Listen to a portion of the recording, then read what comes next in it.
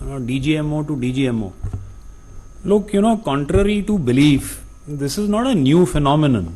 It's not as if during Operation Sindoor, the Pakistani DGMO picked up the phone and spoke to the Indian DGMO. This has happened in the past. There is a hotline functional today. Representatives from both the directorates speak every week to resolve essentially problems on the line of control. The fact that that medium was used is known. If you're asking me, are we going to try and put out evidence? I don't think that's necessary. There is no such plan. If they want to live in a world where they want to bury their head in the sand and say all is well, they can be our guests. I don't think any evidence is required. But everybody knows that they were compelled to do what they did.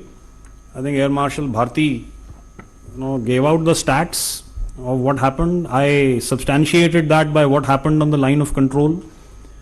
So I think it is an operation that achieved total surprise. We inflicted damage on all of less than 90 hours. So when you subject somebody to this kind of ignominy, I think they had no other recourse but to pick up the phone and call. And call he did. That's a question, since you are from the BBC, you could also direct to the other side. So, and I think it's also been made clear in Parliament last year by no less than the Prime Minister himself as to what the sequence of events was. It was a bilateral call between the two of us. As far as differences and disputes between India and Pakistan are concerned, we are very clear in India that this is bilateral. We haven't in the past, we don't today, and we will not in the future accept any other mediation of any other kind. So I think that's the bottom line. Operation also highlighted the decisive role of indigenous cutting-edge technologies, platforms, systems and equipment including drones, layered defense systems and counter-uncrewed aerial systems. By striking the terror hubs in the heart of Pakistan using long-range precision weapons, India effectively called the bluff on Pakistan's nuclear blackmail. And as the then DGMO, I look back at not only a military operation, but possibly a defining moment in India's strategic journey. Operation Sindoor saw India very consciously and coherently go beyond its erstwhile approaches and methods and target terror across the line of control and our international boundary with Pakistan.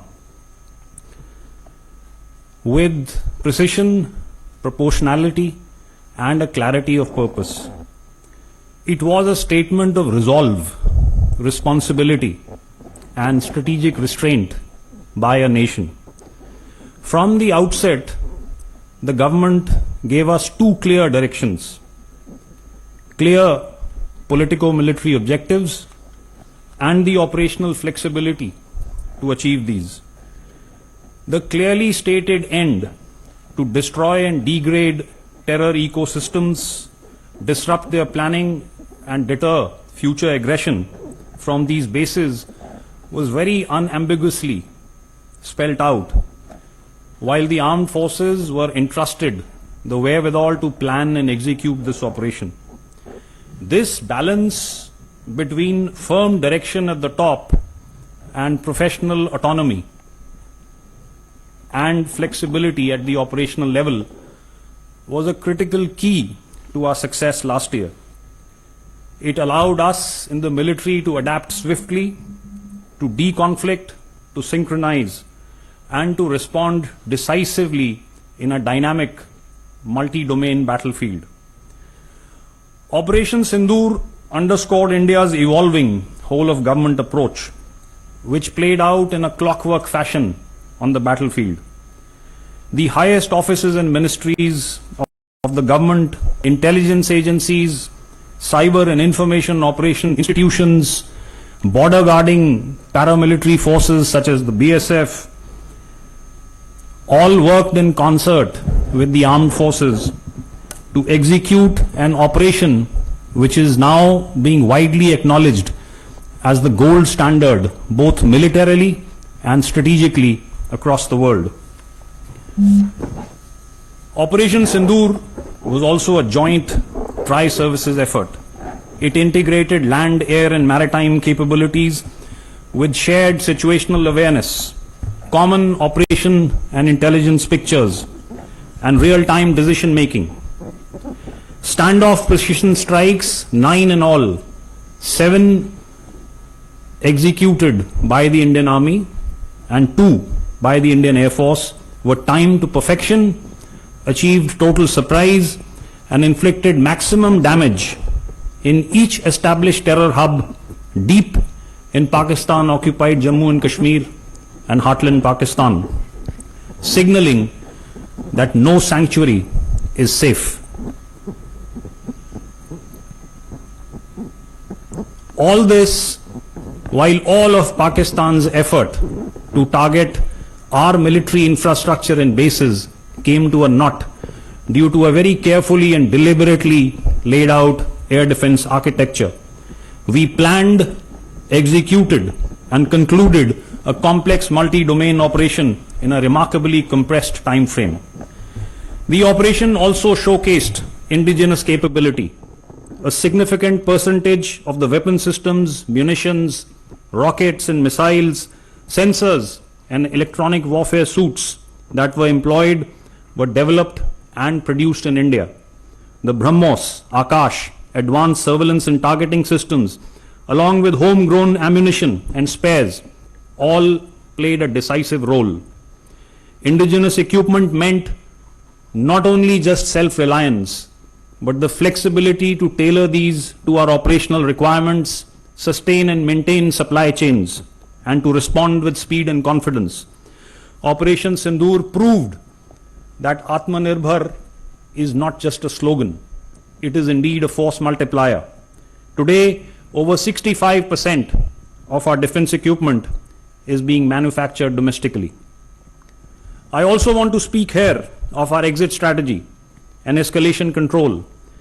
In an era of prolonged conflicts around the world, we struck hard, achieved clearly defined objectives, and then decided to cease hostilities when the Pakistanis were compelled to negotiate and requested us to stop. The objectives were achieved through a calibrated shot and sharp shock that altered the enemy's risk appetite and disrupted his command and control, without locking India into a long-drawn war or conflict, the ill effects of which we are seeing in ongoing conflicts around the world. This measured approach reflects the maturity of our strategic culture and the professionalism of our armed forces. Finally, the operation placed enormous responsibility on every arm of the state. Intelligence agencies provided the accurate information that is so critical to precision targeting. Cyber and electronic warfare units maintained information dominance. The government managed the international environment, as also the internal security and public reassurance. The armed forces executed the kinetic phase with discipline, precision, and minimal collateral impact. This multi-agency, multi-domain coordination will remain the template for future operations. Operation Sindoor was not an end. It was just the beginning. और यहाँ पर जन कवि दुष्यंत कुमार त्यागी की एक मौलिक रचना का प्रभावशाली अंश मैं आपके सामने रखना चाहता हूं. सिर्फ हंगामा खड़ा करना मेरा मकसद नहीं. सिर्फ हंगामा खड़ा करना मेरा मकसद नहीं. मेरी कोशिश है कि ये सूरत बदलनी चाहिए. India's fight against terror, ladies and gentlemen, will go on. A year on, we remember not just the operation, but also the principle behind it. India will defend its sovereignty, its security, its people, decisively, professionally, and with the utmost responsibility. Jai Hind.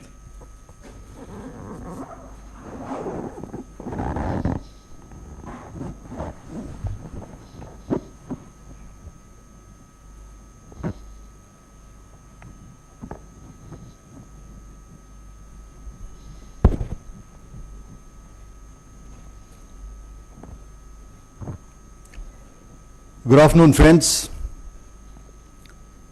Today, it is 1 year and 15 days since the horrendous Pahalgam massacre. And as my friend Rajiv alluded, exactly 1 year since our first weapons hit the target. The Pahalgam incident in itself is an incident for which no amount of condemnation and no amount of repudiation will ever be enough. We cannot bring back our fellow countrymen who were massacred in cold blood on the 22nd of April 2025. But we can certainly resolve to ensure that such incidents are not repeated. Operation Sindoor, which remains paused, is an effort towards that resolve. Since times immemorial, we have lived with a simple philosophy of live and let live. But when our desire for peace is mistaken for weakness and our silence is taken as absence, there is no choice but to act. And when we act, there are no half measures.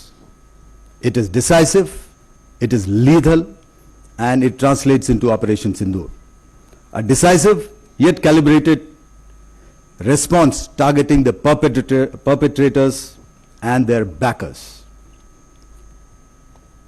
As Rajiv has alluded, going into this operation, our higher directions were very, very clear. The objective was clear, and the forces were given full operational freedom.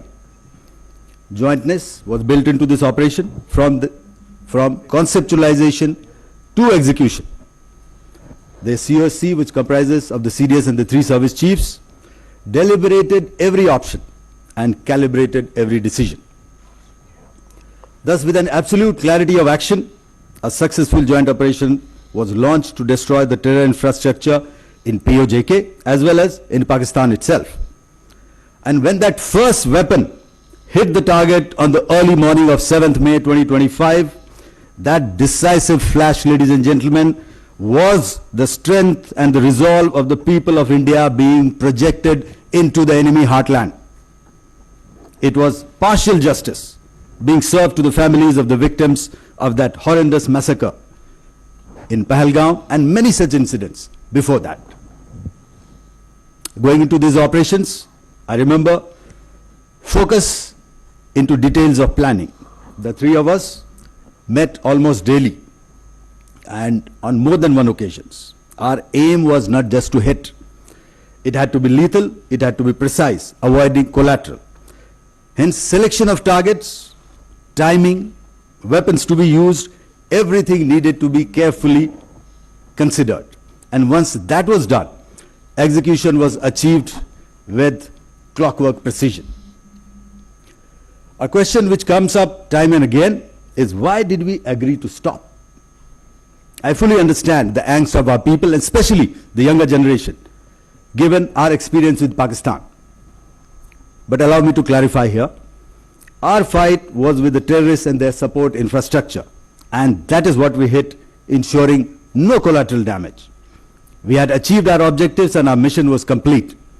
But when Pakistani establishment decided to side with terror and make it their own fight, we had no choice but to respond in kind.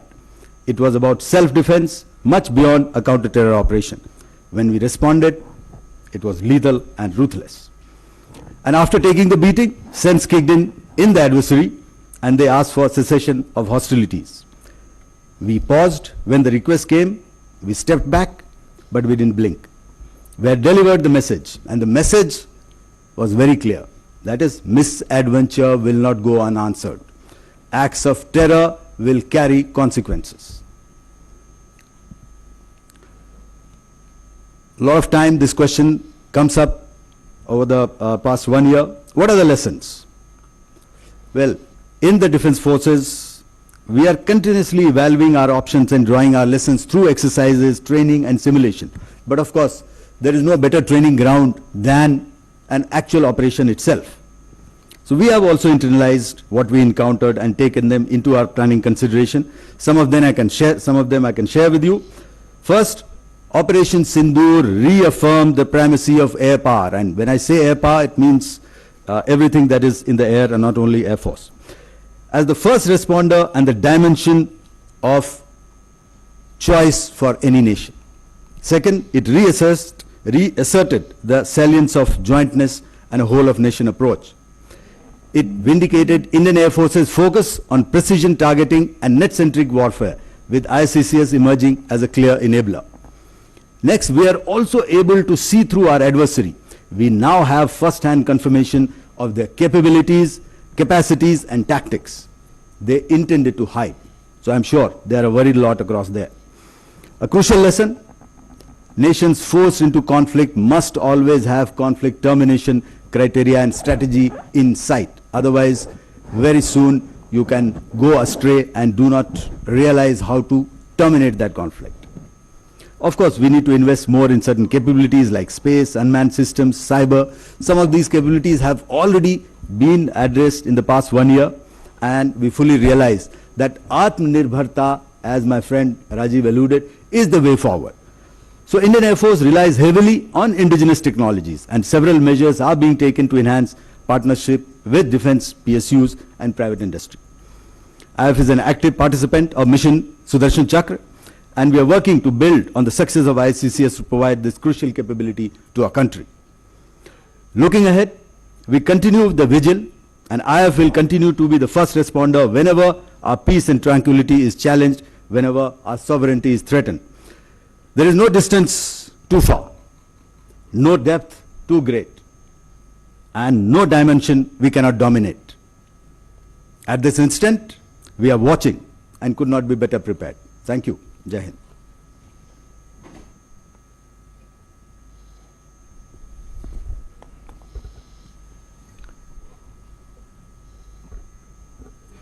Good afternoon, ladies and gentlemen. I consider it as a privilege to be amidst you on the first anniversary of Operation Sindoor, an operation that stands as a defining testament to India's resolve against terror and to the decisive strategic vision of our national leadership.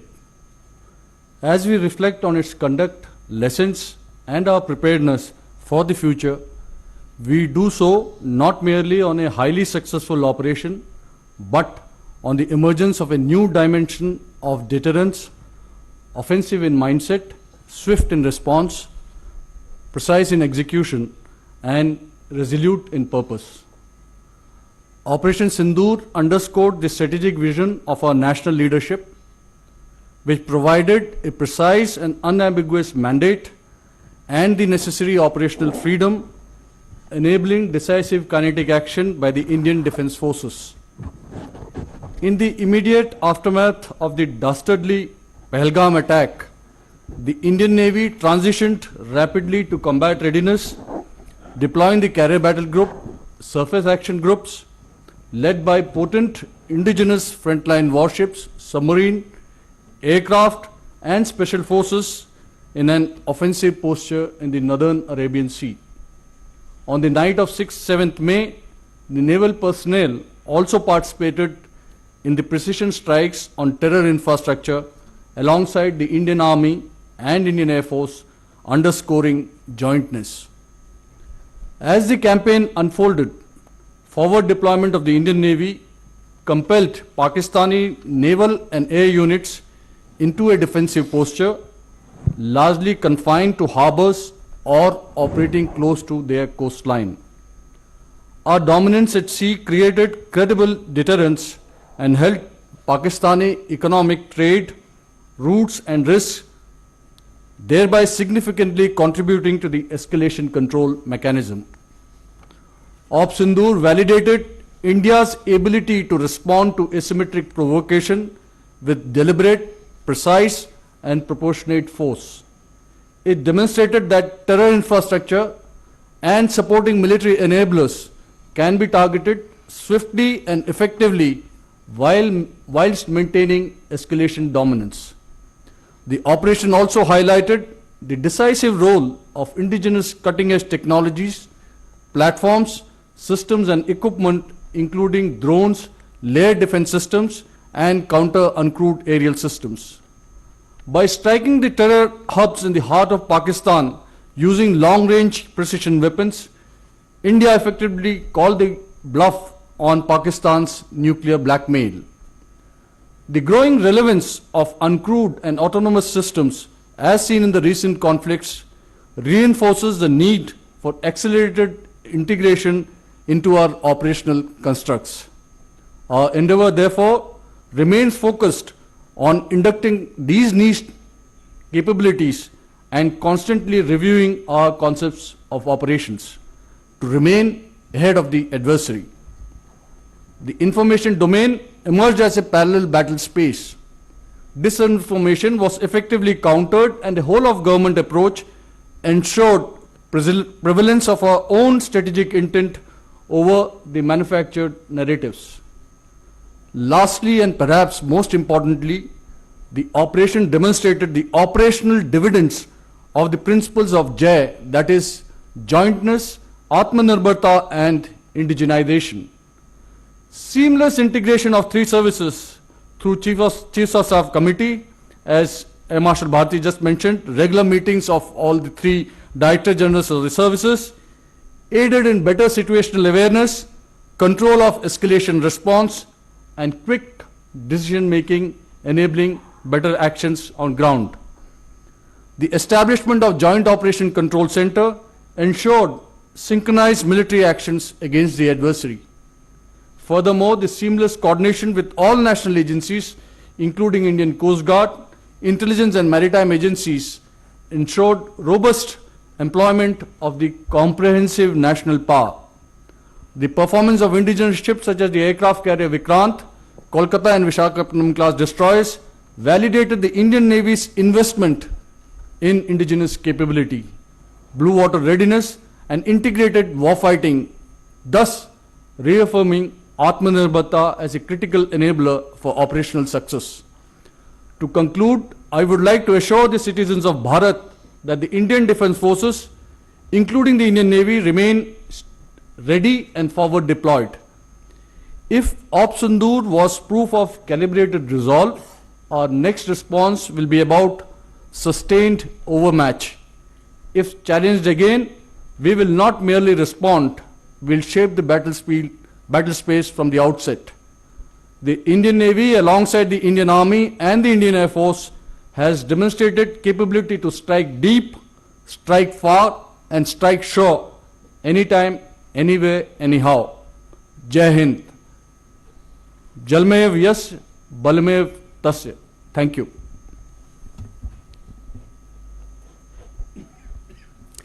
Good afternoon, ladies and gentlemen. You have heard the then Director Generals of Operations outline their conduct of operations. The inter-service synergy during Operation Sindoor was orchestrated by the Ops Directorate at Headquarter IDS under the directions of the Chief of Staff Committee. Importantly, operations were seamlessly integrated across not just traditional domains, but also cyber, space, and information domains, marking a decisive evolution in our warfighting philosophy.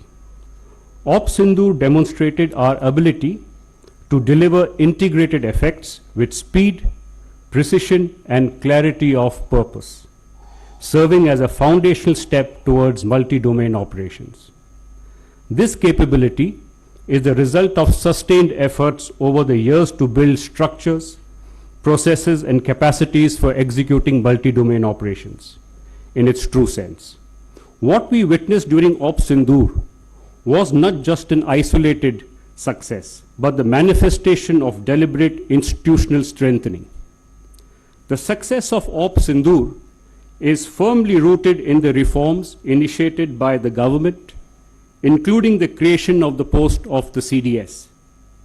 The Honorable Raksha Mantri's declaration of 2025 as the year of reforms has been pivotal in driving jointness, integration of structures, organizational processes, and the push towards Atmanirbharta.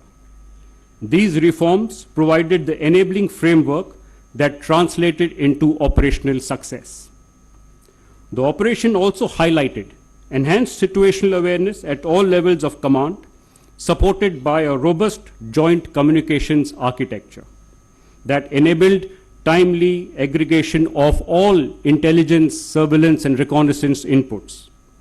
This architecture continues to be strengthened and is now being integrated into a fully functional Joint Operations Control Center for improved joint targeting and decision making. In the air defense domain, systems like the IACCS and the Akash Tir were integrated to provide a unified and comprehensive air situation picture.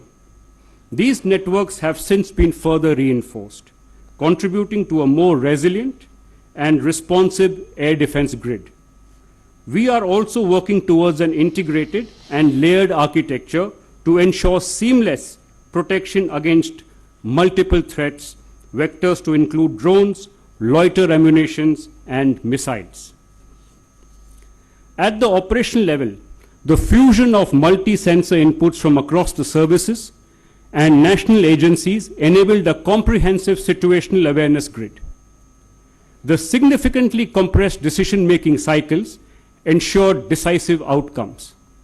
A key pillar of our progress has been the strengthening of the integrated command and control structures, supported by advanced decision support systems and data-driven processes.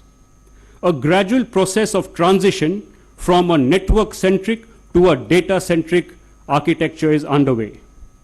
Our multi-domain approach has expanded into new emerging domains.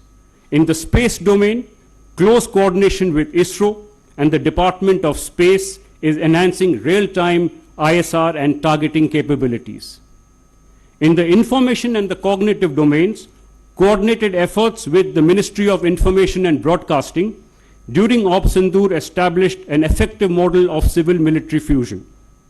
Building on this, a Defense Strategic Communication Division is being established, leveraging AI-enabled tools to counter misinformation in real time. Emerging technologies have underscored the importance of unmanned and autonomous systems. We are inducting longer-range precision capabilities and advancing manned-unmanned teaming. Formulation of a national counter-UAS policy in coordination with Ministry of Home Affairs and civil aviation authorities is currently underway. Jointness continues to be reinforced through doctrinal and structural advancements. Multiple tri-service doctrines have been promulgated, complemented by initiatives as the Military Quantum Mission and other documents under the Defence Forces Vision 2047, which was released by the Honorable Raksha Mantri a few days back. On the ground, integration is translating into tangible capability through joint logistic nodes and tri-service maintenance protocols, enhancing efficiency and operational readiness. Interagency coordination has also been significantly strengthened. Synergy with the Ministry of Home Affairs and the BSF has improved coordination along the LC and the IB, while seamless integration of the Indian Coast Guard operations with that of the Indian Navy has bolstered coastal security. Engagement with national security agencies and intelligence agencies such as the DRDO, NTRO, and the wider intelligence community, along with industry, both public and private and startup, reflects a mature whole-of-nation approach aligned towards common strategic objectives. Extensive tri-service exercises and wargaming and simulations over the past year have validated and refined our multi-domain operation concepts, ensuring agility and future readiness. Today, we stand equipped with integrated capabilities, strengthened by joint structures and seamless coordination amongst the services, ministries and government agencies, reflecting a true whole-of-nation approach. Thank you. Jai Hind. Ladies and gentlemen, we will now have the question and answer session. Before we proceed, a few ground rules you are aware of. We will take questions in sets of 3 at a time. Please keep your questions brief and avoid multiple questions in one go so that we can cover maximum people. Also, once nominated to answer the question, kindly introduce yourself and the media house you belong to prior to asking the question. And please restrict your questions to Operation Sindoor and the aspects covered by the general officers on the stage. General officers will now take the questions. You have the placard with you. With that, kindly introduce yourself. A placard number 65, 15 and 85, Mr. Ravi. Starting with 65, please. Yeah.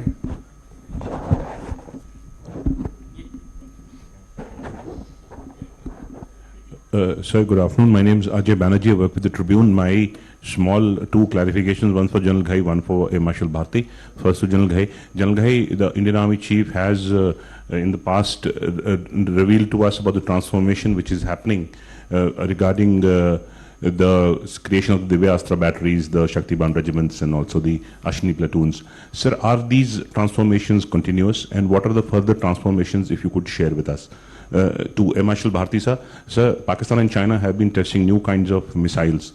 Are we factoring in part of those air defense networks of ours to tackle those missiles? Thank you, sir.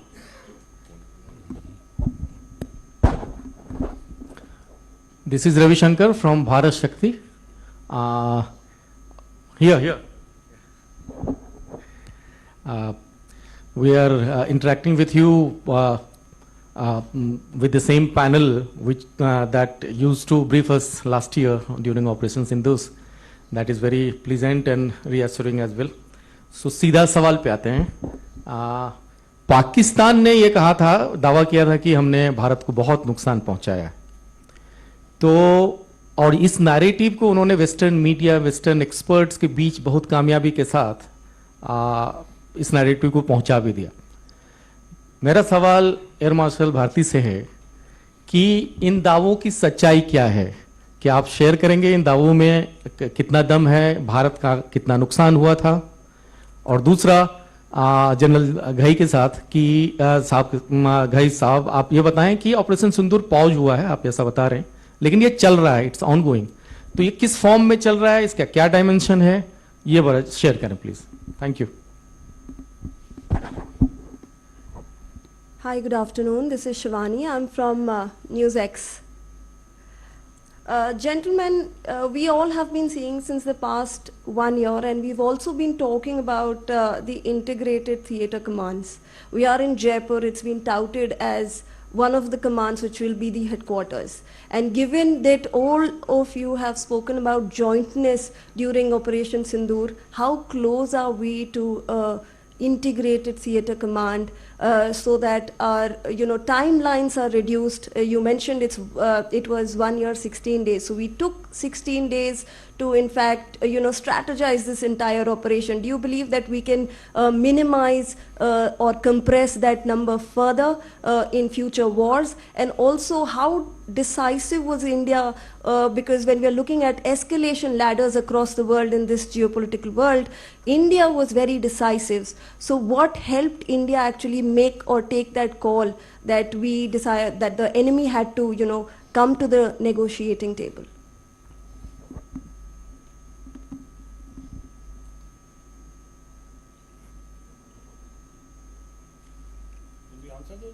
Please, sir, kindly. Okay, Ajay, you asked the question about transformation. So you're correct. The chief has repeatedly spoken about this ongoing transformation. You mentioned a few Devyastra batteries, You also mentioned the Ashni platoons. There are more. There is the Shaktiban regiment. You saw the Bhairavs being paraded on Kartavya Path this year on the Republic Day. Definitely these transformations are ongoing. I will not go into the specific numbers of how many of these organizations are being raised. That is an operational detail, so we will not go there. But a significant number is already being raised. Their roles and tasks are very, very clearly delineated. While we've given a thought, so when you speak about the Divyastra, I don't mind telling everybody here that that's related to the artillery, as is the Shaktiban. The Ashni platoons are related to counter UAS and specifically with respect to infantry battalions being organized and equipped for the counter UAS role. There is more ongoing thought as far as these transformations are going on. So we are now also thinking about such transformations in the armored corps, for instance, in the mechanized infantry, in the aviation, just to name a few more sectors.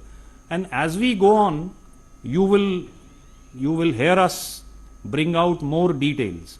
But all these deliberations are at a very advanced stage. So that is, Ajay, to answer your question about the transformation. As far as Ravi Shankar from Bharat Shakti, Ravi, आपने जो सवाल पूछा है about in what form is Operation Sindoor going on? देखिए,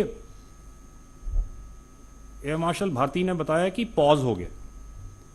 I think एक civilian understanding होती है कि लड़ाई में सिर्फ एक दूसरे के ऊपर गोलाबारी होती है. There is kinetic action, whether stand off और conventional where people come close. लेकिन ऑपरेशन का जारी होना मतलब इज ऑल्सो मेकिंग प्रेपरेशंस. और जो तैयारियां चल रही हैं, अजय बैनर्जी ने पूछा सवाल कि ट्रांसफॉर्मेशन कैसे चल रहा है. वो ट्रांसफॉर्मेशन क्यों चल रहा है? क्योंकि कुछ लेसन्स हमने इम्बाइब किए ऑपरेशन सिंदूर से. उन लेसन्स की वजह से हमें लगा कि हमने कुछ बदलाव करने हैं अपने स्ट्रक्चर्स में, अपनी ऑर्गेनाइजेशंस में, अपनी इक्विपिंग में. तो वो एक तैयारी चल रही है. उसके अलावा जो डिप्लॉयमेंट्स हैं उस पर सोच विचार चल रहा है. एक्चुअल ट्रिगर अगर होगा और काइनेटिक एक्शन की जरूरत पड़ेगी तो वो भी होगा. सो इस हिसाब से ये ऑपरेशन अभी भी जारी है और जारी रहेगा. क्योंकि जैसे मैंने अपने स्टेटमेंट में भी बताया, India's war against terror will go on. So therefore the operation will remain in progress for as long as it is required. I will now request air marshal Bharti, जो आपका दूसरा सवाल था लॉसेज और डैमेज के बारे में कि पाकिस्तानीज का ये दावा है, उसका जवाब एयर मार्शल भारती देंगे. ओके, एक एक करके. सबसे पहले ट्रिब्यून, आपने चाहा कि I should answer Pak and China testing new kinds of missiles. So what are we doing about it? Of course, see, we are continuously doing the environment scan. Okay, that's our job. All right, and whatever requires to be done, we put in motion as to be always ahead, okay, of their capabilities. And between the two, of course, the dynamics are different between Pakistan and China. But we are continuously factoring in, and if I could support that argument with certain projects. Okay, you would remember we have already contracted for the S-400s. Okay, some units were still yet to fetch in, so they are fetching in now. So that is one input. We are also working our indigenous systems like Kusha, which you would be aware of, and our DRDO is working on that, and which we hope that it will be available to us in near future. As I said, the Honorable Prime Minister has already conveyed the direction for Sudarshan Chakra, so we are working towards that. As also of our own indigenous air-to-air missile Astra, so we are trying to improve on that. Various other projects, QR SAM. So it's a continuous process, and it's not that we we don't articulate in the open media as to what all we are doing, but lots is happening, and rest assured that we aim to be ahead of their capabilities. So that is our focus. As far as second question from here, Bharat का कितना नुकसान हुआ है, तो आपने देखा है नुकसान के तौर पर they have not been able to inflict any major damage onto our side. Okay, ना तो हमारे कोई military infrastructure damage हुआ है, na much of civilian structures. So whatever they came with, okay, be in terms of missiles, be in terms of loiter munitions, be in terms of other unmanned systems, we were able to neutralize that with our integrated approach and integrated ISCCS, Akash Tir and IMSAS, okay, that we have alluded to earlier. So whatever they may say, remember, narratives and rhetoric do not give you victory. Victory is measured by hard facts, and hard facts we have given out to you earlier, 1 year starting from 1 year hence, and in between also in various forums it has been given out to you all. And what are the hard facts? The hard facts are that we struck and decimated their 9 terrorist camps on the 7th of May. Proof is there for everybody to see. The hard facts and the ground reality is that we struck 11 of their airfields. The ground reality is that we destroyed 13 of their aircraft, either on ground or in the air, including one high-value airborne asset at a record distance of 300 kilometers plus. So that is the hard fact. तो take your pick, आपको क्या विश्वास करना है और क्या नहीं विश्वास करना है. और तीसरा और कोई सवाल था? Okay, thank you. Shivani, before I ask General Zubin to answer your question about theatre commands, you also said that what was it so compelling that we did which forced the Pakistanis to come to the negotiating table? What compelled them? You've just heard Air Marshal Bharti give out the statistics. If I was to add the damage that we caused on the line of control, for instance, inadvertently, their honors and awards list, which was out in the internet domain, told us that so many of those awards were given posthumously. So the numbers that they suffered on the line of control in the exchanges that followed, they lost more than 100 soldiers. That number is in excess of 100. 100 terrorists were what were killed in those 9 terrorist camps. So there was innumerable amount of damage which compelled them. And at the end of the day, if the Pakistanis were to make the same amount of investment in their battle fighting ability as much as they do in the narrative, I think they would have fared much better. So, that's advice that they could take. Zubin? Shivani, you asked this about where are we in the theatre commands. And so, you see, you heard the Chief of Defence Staff in his various talks bring out that this is at the final stages and a lot of work has been done towards that. But I would like, and that's a decision of the government, but I would like to bring out over here that just raising of the theatre commands is not the aim. It is what has happened as a background work in terms of jointness, integration, because that forms the bedrock and the fabric of theatre commands. So here we have, there are numerous tasks under jointness and integration. To give you an exact number, 197 tasks in domains of operation, intelligence, op logistics, human resource, regulations, which form that bedrock. Towards that, some of these tasks are to be completed before the theatres to be formed and some after the formation of the theatres. And that's going on at a very fast pace. There is a lot of work which has been done. If you just as an example see what happened in Operation Sindoor itself, was not an one-off and overnight in a synergy which happened. It was an institutional work, and the formation of the JOCC, Joint Operation Control Center, fusion of ISR resources of the services, decision-making processes are all institutional work which has laid that foundation which will happen for the theatre commands. So therefore, whenever the theatre commands get announced, which is the prerogative of the Government of India, we are ready to form that bedrock. And is there was any other question you asked? That was it. Yeah, that's it. Okay. I think we can go on the next set of questions. I just want to, I'm itching to respond to, amplify further about Shivani, your question regarding how decisive and why could we be decisive. That we have, all three have clearly reiterated that a clear and precise political mandate was there with us and operational freedom was given to us. And we were very, very clear at the initial stages that we were to neutralize the terror infrastructure.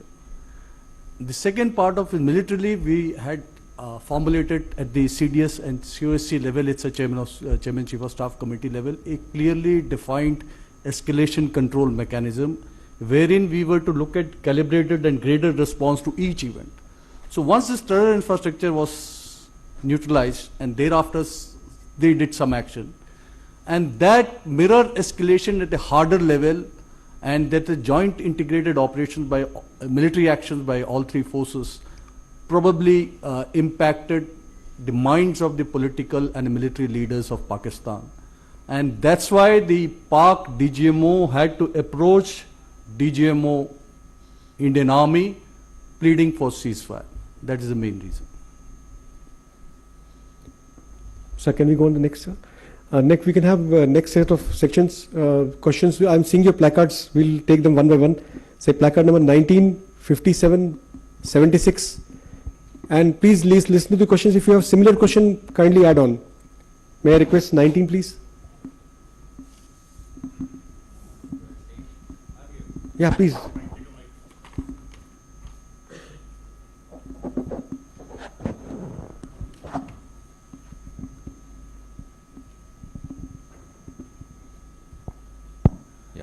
I'm Mayank, I work for Times Now. My question is, without raising a doubt about the collusion which was between Pakistan and China, can we get to understand what was the level, even if it was intelligence sharing, or what kind of a collusion was between Pakistan and China?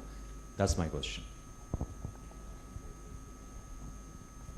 I request if answers can come from all four of you, because that would add to articulations in a different manner. Thank you so much. 57, please. Sir, I'm Ajit Dubey from the ANI, sir. Sir, my question is to General Ghai, Marshal Bharti and Admiral Pramod. Sir, when soon after the operations got over, the Deputy Chief of Army, he said that this was a unique war in a way that we were fighting three adversaries in one border, where the Chinese were providing the weapons, intelligence, satellite communication, satellite coverage, everything to the Pakistanis, and that Turkey was providing them with drones. So, how are we preparing for this kind of a war? And was this thought earlier, like we have been hearing about two-front war, but fighting three adversaries in one front? Was that ever thought about, and how is it being planned to be countered in future? And Bharti sir, you talked about the acquisition of the S-400s and Kusha. Can you give us the timelines about by when the S-400s remaining two squadrons are coming to join the Air Force, and the 5 squadrons of Kusha and this S-400s which we are going to sign in future? And Pramod sir, what is the plan to tackle air defense threats from the maritime theatre? Is there any thinking in that direction? Thank you, sir. 76, please. Good afternoon, sir. Rahul Singh this side from Hindustan Times. So my question is for General Ghai. So since Operation Sindoor, the genesis was a terror attack, and you talked about the kind of infrastructure you destroyed, 9 camps across the LC, across the IB. So if you could give us your assessment of the current terror infrastructure across the border, the number of camps, how deep are they located, what has happened to the camps that you destroyed, have any camps come up there, have the camps moved in deeper, the number of terrorists that are being trained there, do you see any activity happening in terms of, a renewed effort to push these people in? So basically an assessment of terror infrastructure across the borders. Anyone has got a similar kind of question, you can please ask so that the generals can ask. Yeah, please.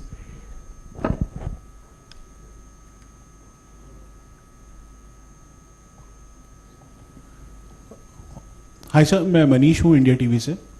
मेरा similar question है Rahul sir से related है ये है क्योंकि ये पूरा western border पे खास तौर पे जो 7 टारगेट्स आपके थे उन टारगेट्स की इस समय की कंडीशन अगर सैटेलाइट इमेजेस से देखते हैं तो काफ़ी कुछ चेंज हुआ है। तो नंबर ऑफ टेररिस्ट जो खास तौर पे इन एरियाज़ में है, चाहे वो जम्मू कश्मीर के ठीक सामने के एरियाज़ हों या फिर नीचे की तरफ, उनकी अभी क्या सिचुएशन है? और जो स्पॉट किए गए थे, जैसे आपने भी अभी बताया कि number of terrorist killed in that particular, उसके बाद से लेकर अभी तक आप क्या देख रहे हैं? क्या वो ह्यूमन शील्ड फिर से लेना शुरू कर रहे हैं? क्या वो डेप्थ एरिया की तरफ चले गए हैं? क्या वो इन्फिल्ट्रेशन अटेम्प्ट या बाकी और जगह ये कोशिश कर रहे हैं पूरे एरियाज में? Okay, so before we go to the questions about collusivity and timelines for some of the Air Force equipment that Ajit asked, I'll answer these questions about terrorist infrastructure and terrorists. So Rahul and Manish, as far as numbers are concerned, look, traditionally we've identified terror launch pads, terror camps, terror infrastructure across the line of control. And we are fairly well aware, our intelligence agencies usually have very good information about these details.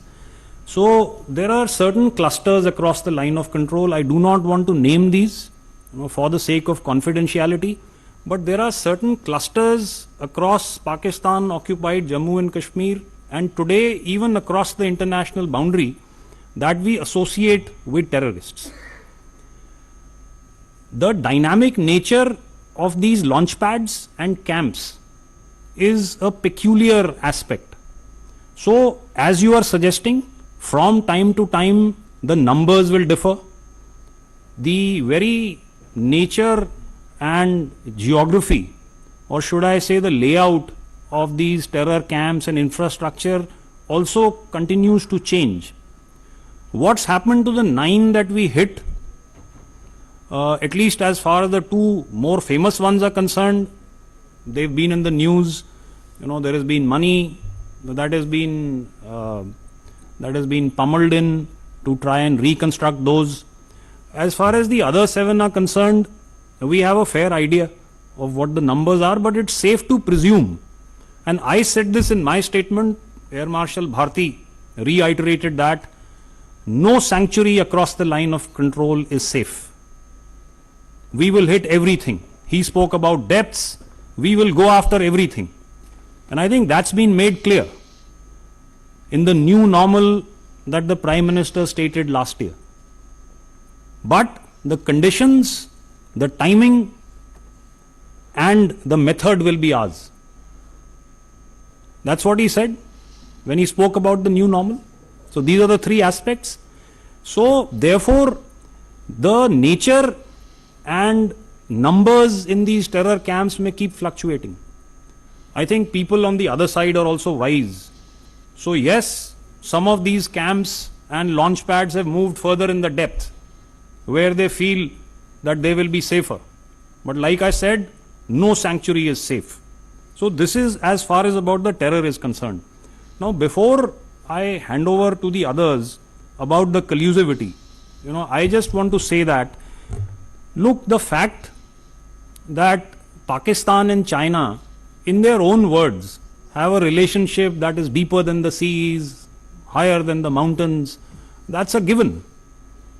The fact that Pakistan has 80% of its military equipment of Chinese origin is a given. Whether we are fighting against three adversaries on the same border, be it Turkey or China or Pakistan, look, you play against the team that turns up on the park. So that's not something that should worry us so much. It's not something which is in our control. What is in our control is what we've all spoken about. Zubin spoke about what are the capabilities that we are building in an integrated manner. We spoke about transformation. The challenges have been identified and are clear.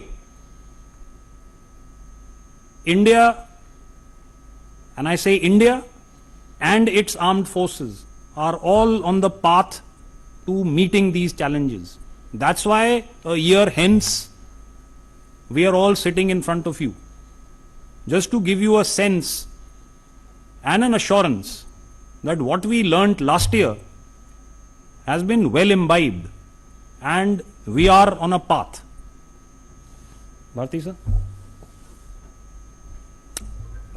Thank you, Rajiv. I think he has said all that needed to be said about collusivity and what did we expect, okay, with the kind of equipment that they operate, and from both sides, okay, be it from our northern adversary, northern neighbor, or be it from Turkey.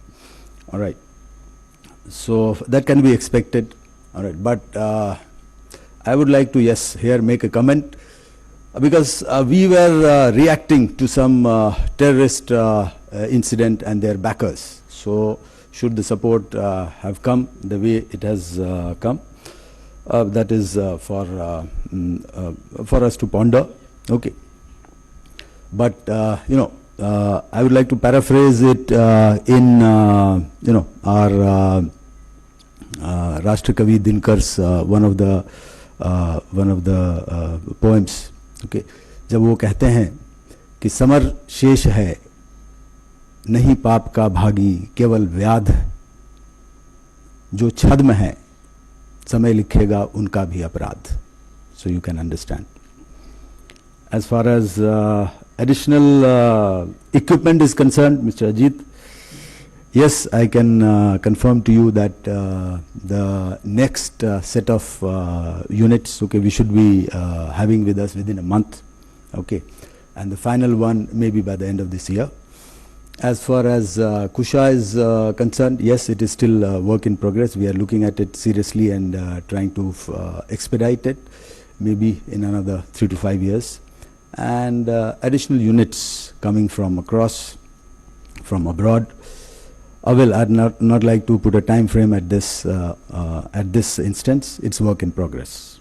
Okay, so that is for the details of the equipment that is coming in. Thank you. Let me amplify on the Mayan's question on the collusivity between China and Pak. I would like to respond to your question through certain signposts, and which you have seen in the diplomatic front when Pahalgam attack happened. China refrained from condemning the Pahalgam attack. This is the first part of it. Similarly, when the UN Security Council's press statements were made, and that's the time when China again influenced, and the references of the resistance front who was directly involved in the attack, that was not made. And as General Ghai had mentioned, that 80% of imports, arms imports, are from China, and so that's a kind of relationship, economic, military, and the strategic relationship with China and Pakistan, and that is for obvious reasons which you all know. More importantly, in terms of the imports which happens in the arms and the niche platforms, whether it is ships, aircraft, or submarines, the best of the platforms are given. And recently you saw also that they've already announced in the next 2 years 40 odd J-35s are going to be J-35 Alpha. That's the 5th generation aircraft. That is the kind of, and this is only on the hardware platform. Similarly, whether it's in the space-based collaboration happens in terms of launching of the Pak satellites, information aspects, joint exercises. So it's a large, so if you see the background, they are well enmeshed and clustered. Now, if you have to come with this backdrop, if I have to come back to your specific questions of what is the kind of collusivity for any layman he can understand with this backdrop, we can prudently assume that there would be certain kind of assistance, and this we all take into our military calculus, whether it is in terms of space-based asset services being provided, whether it is electronic intelligence sharing happens, or cyber support, or during the conflict the arms and equipment which are supplied. This is given thing. The other, also in the open source, you would have also seen that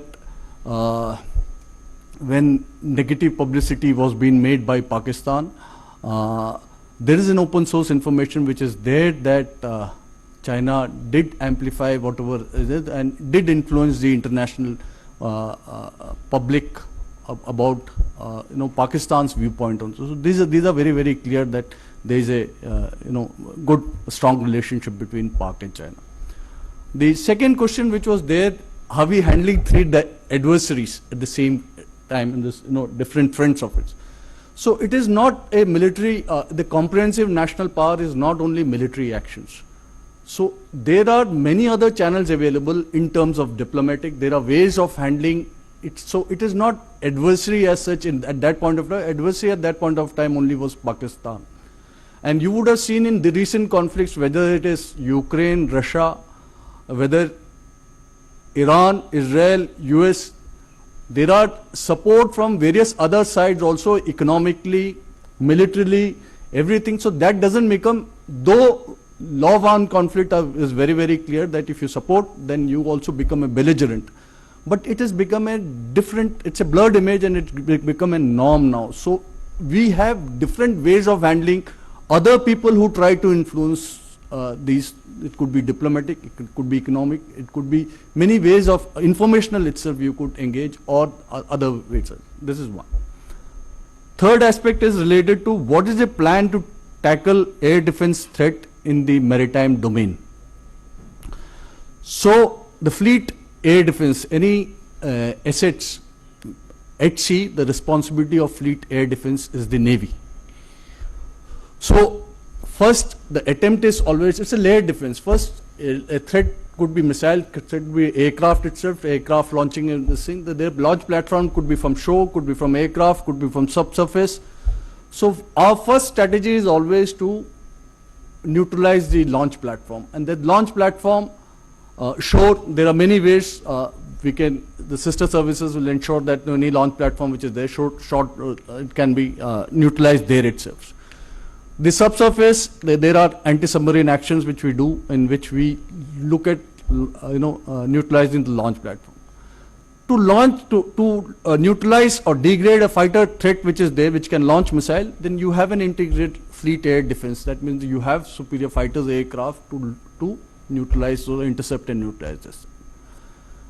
Within the fleet, you have layered air defense systems, which could be surface to air missile, long range surface to air missiles, then you come to a short range, then point defense systems, close in weapon systems. So these guys there. But now you have seen that the threat is increasing in terms of supersonic missiles, hypersonic missiles. So as the threat is increasing, the technology is allowing you also to build up your defense, air defense capability through better sensors who can detect the supersonics and the hypersonics missiles. And you have the ability to, that is the work in progress, as Marshal Bharti just mentioned, the Project Kusha. The similar thing will be translated into sea-based BMD capability. That is the kind of, so we are, the work is on in this. Thank you. Can we have next set? People have been raising hand. We'll try and cover maximum people. 64, 27 and 9, please. Yeah. One more we can take, say, I think 86 has been raising for a long time, please. And any similar question we can please cover. Please start. 64. Ma'am, I think this side, yes, 64 years. Yes, you're the one. Can you please pass the mic? So my first question is to Vice Admiral Pramod. You said that India, sorry, sir, I'm Parvinder Sandhu from the Statesman Group. So you said that India called Pakistan's nuclear bluff. So did India access any nuclear signaling during the operation? My next question is to Lieutenant General Ghai, that you spoke about intelligence. If you could repeat the first question again. So you said that India called Pakistan's nuclear bluff. Did India assess any real nuclear signaling during the operation? My second question is to General Ghai, that you spoke about intelligence inputs being very precise post-operation. So how did Pahalgam attack happen in the first place? Were intelligence failures identified? And my next question is to Air Marshal Bharti. You mentioned we stepped back but did not leave. Does that mean some military assets are still positioned for rapid retaliation if something happens again?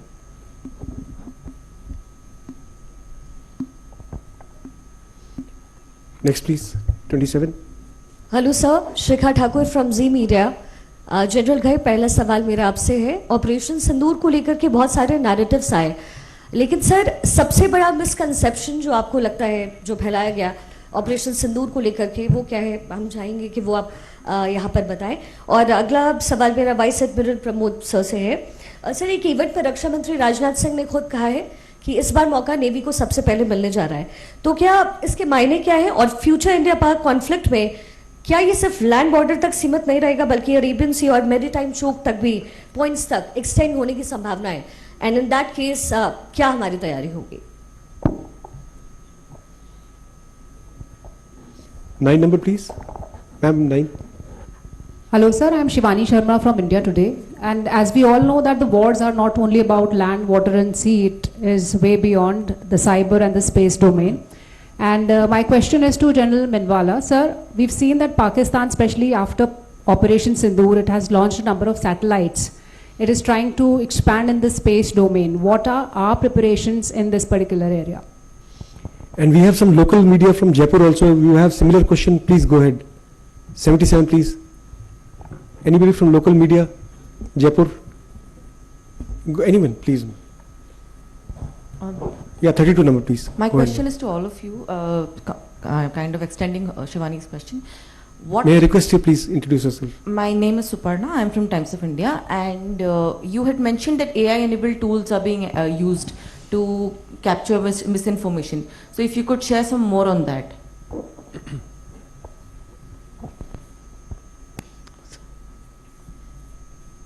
Sir, please. 86? 86, yeah, 86. Yeah. Good afternoon, sir. This is Anju Nirvam from TV9 Bharatvarsh.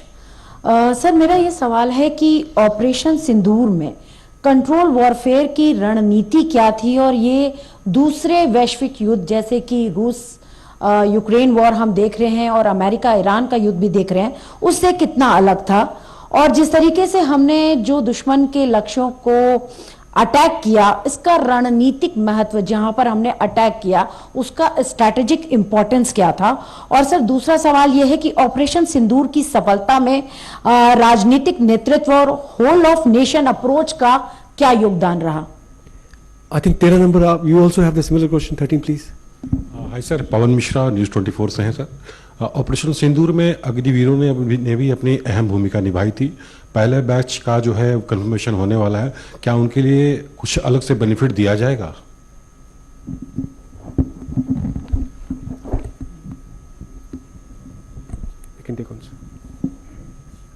Okay, Pramod, you want to answer your part first? Nuclear signaling. So, my only one-word answer to assess any nuclear signaling is no. No. That's it. And the maritime RM's contention. Okay, Shikha Thakur, you spoke about RMs. Speed, mobility, lethality, and survivability. Why survivability? Because land you could attack missiles and other things. You are mobile, so the survivability are the inherent strength of a naval power, and which you have seen everywhere in recent war. Also, you have seen 3 carrier battle groups going. The survivability is a very, and they can deliver. The firepower again is, and the weapon density which a naval unit carries, that again is a strength. So 20, 25, 30, तो मैं आपको बताऊंगा कुछ पनडुब्बियां होती हैं जो 150 Tomahawk missile से ज़्यादा ले जा सकते हैं. So you can have, these are two important in war fighting, firepower and then force preservation. So we are ideally suited to be this way. And the carrier battle group is able to project itself, power projection, जहां आपको sea control करना है वो सब कर सकता है. So but हमारा जो उद्देश्य रहता है, जैसे कि ऑपरेशन सिंदूर में भी था, it's a joint integrated ops based on what our political military objectives are there. The higher echelons of the military leadership, they decide what is the kind of operation and how synchronized and in a sequence way we are supposed to do.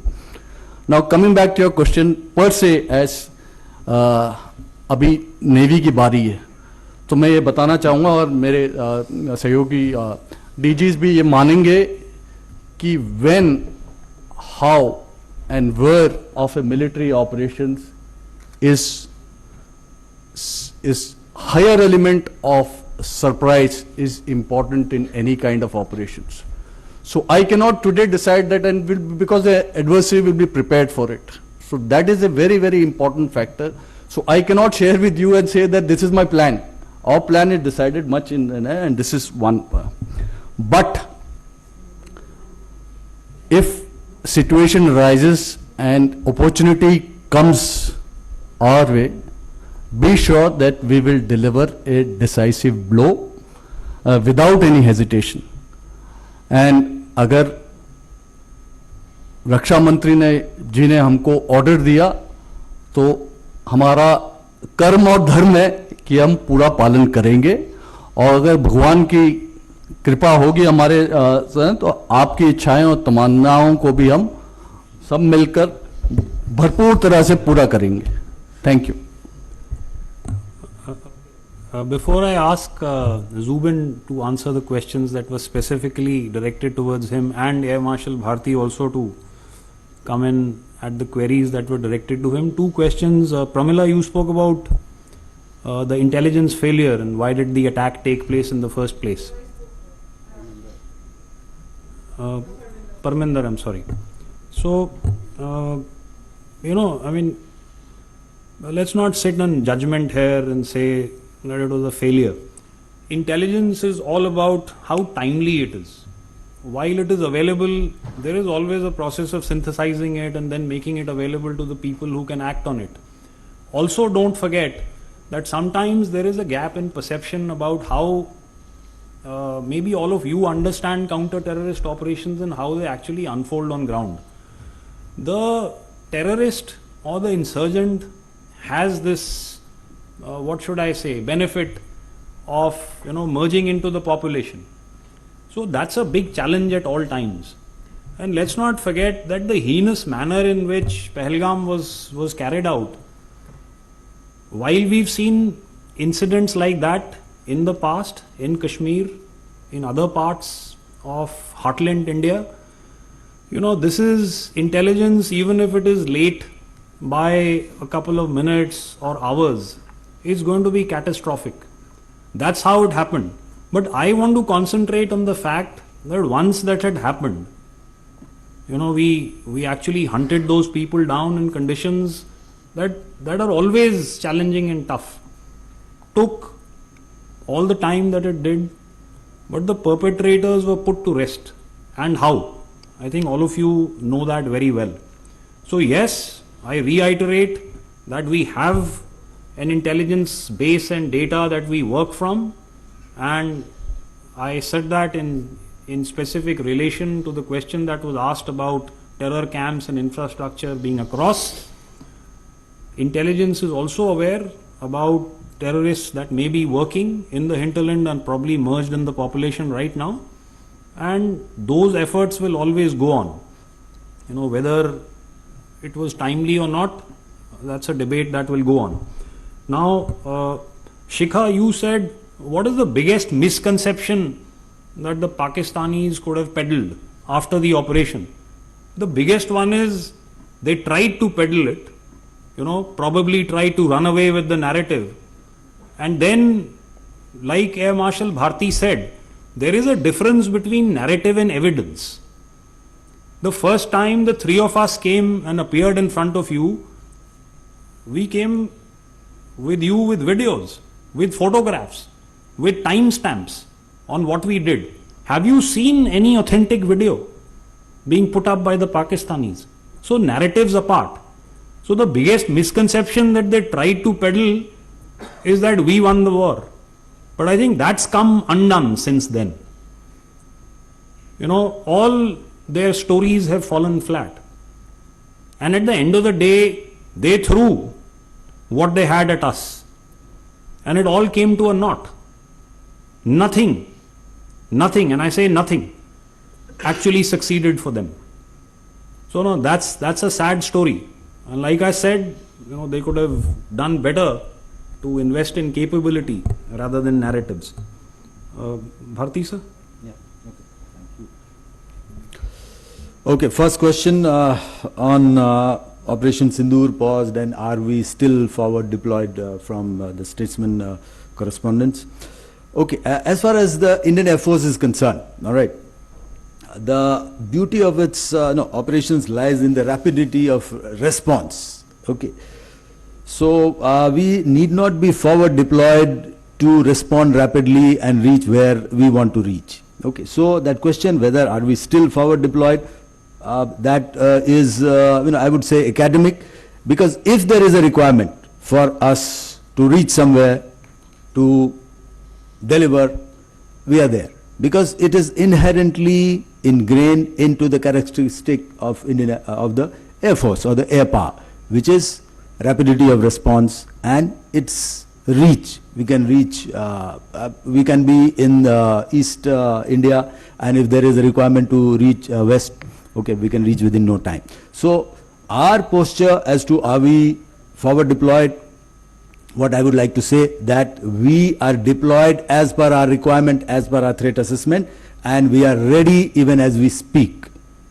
So that has been the posture, not during Sindoor, that has been the posture before Sindoor, during Sindoor, and it remains the posture even today, and it will continue to remain so.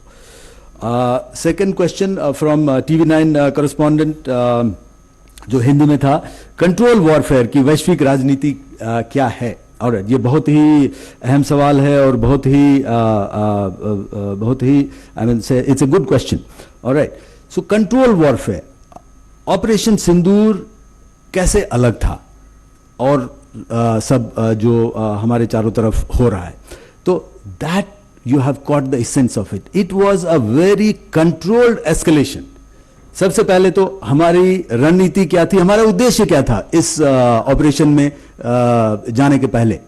उद्देश्य था कि जो भी terror और terror bakers हैं उनको target किया जाए, जो हमने किया. और उद्देश्य the objective was very clear, और हायर डायरेक्शंस हमारे बहुत क्लियर थे कि टेरर और टेरर इंफ्रास्ट्रक्चर को टारगेट करना है. बहुत हो गया, हमने बहुत सह लिया. This will become a new normal. That was the message which needed to go, and that we have driven firmly and very forcefully. So एक बार वो हो गया, उसके बाद हमने उनको कहा कि हमारी लड़ाई आतंक और आतंकवाद के खिलाफ है, और आपने जो किया उसके लिए हम परपेट्रेटर्स को पनिश कर रहे हैं, और हमारी लड़ाई और किसी से नहीं है, और हम इसके आगे नहीं जाना चाहते.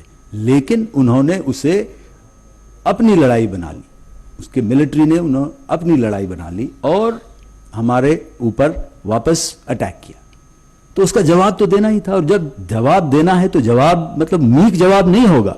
As I said, it will be lethal, it will be forceful, it will be visible, which it was.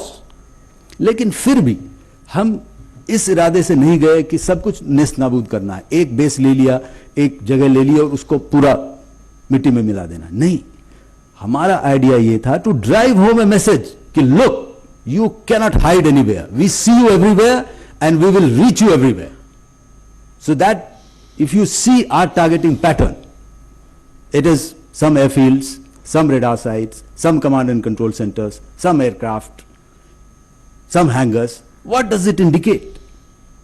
It indicates a controlled, escalation. It indicates a message to the adversary that look, we can reach you at will. So, सुधर जाओ. So that was what was our, our strategy और वो थी हमारी राजनीति. Now राजनीतिक नेतृत्व की महत्ता आपने पूछा, बहुत बड़ी महत्ता है. जब तक वो विल नहीं होगा हमारे देश में कि हमें कुछ करना है, तब तो सब कुछ, जितनी भी आपके पास क्षमता है, वो तो सीधी क्षमता, बस क्षमता ही रह जाएगी, उसका प्रयोग नहीं होगा. तो जब तक वो will, वो direction, and it is a whole national resolve.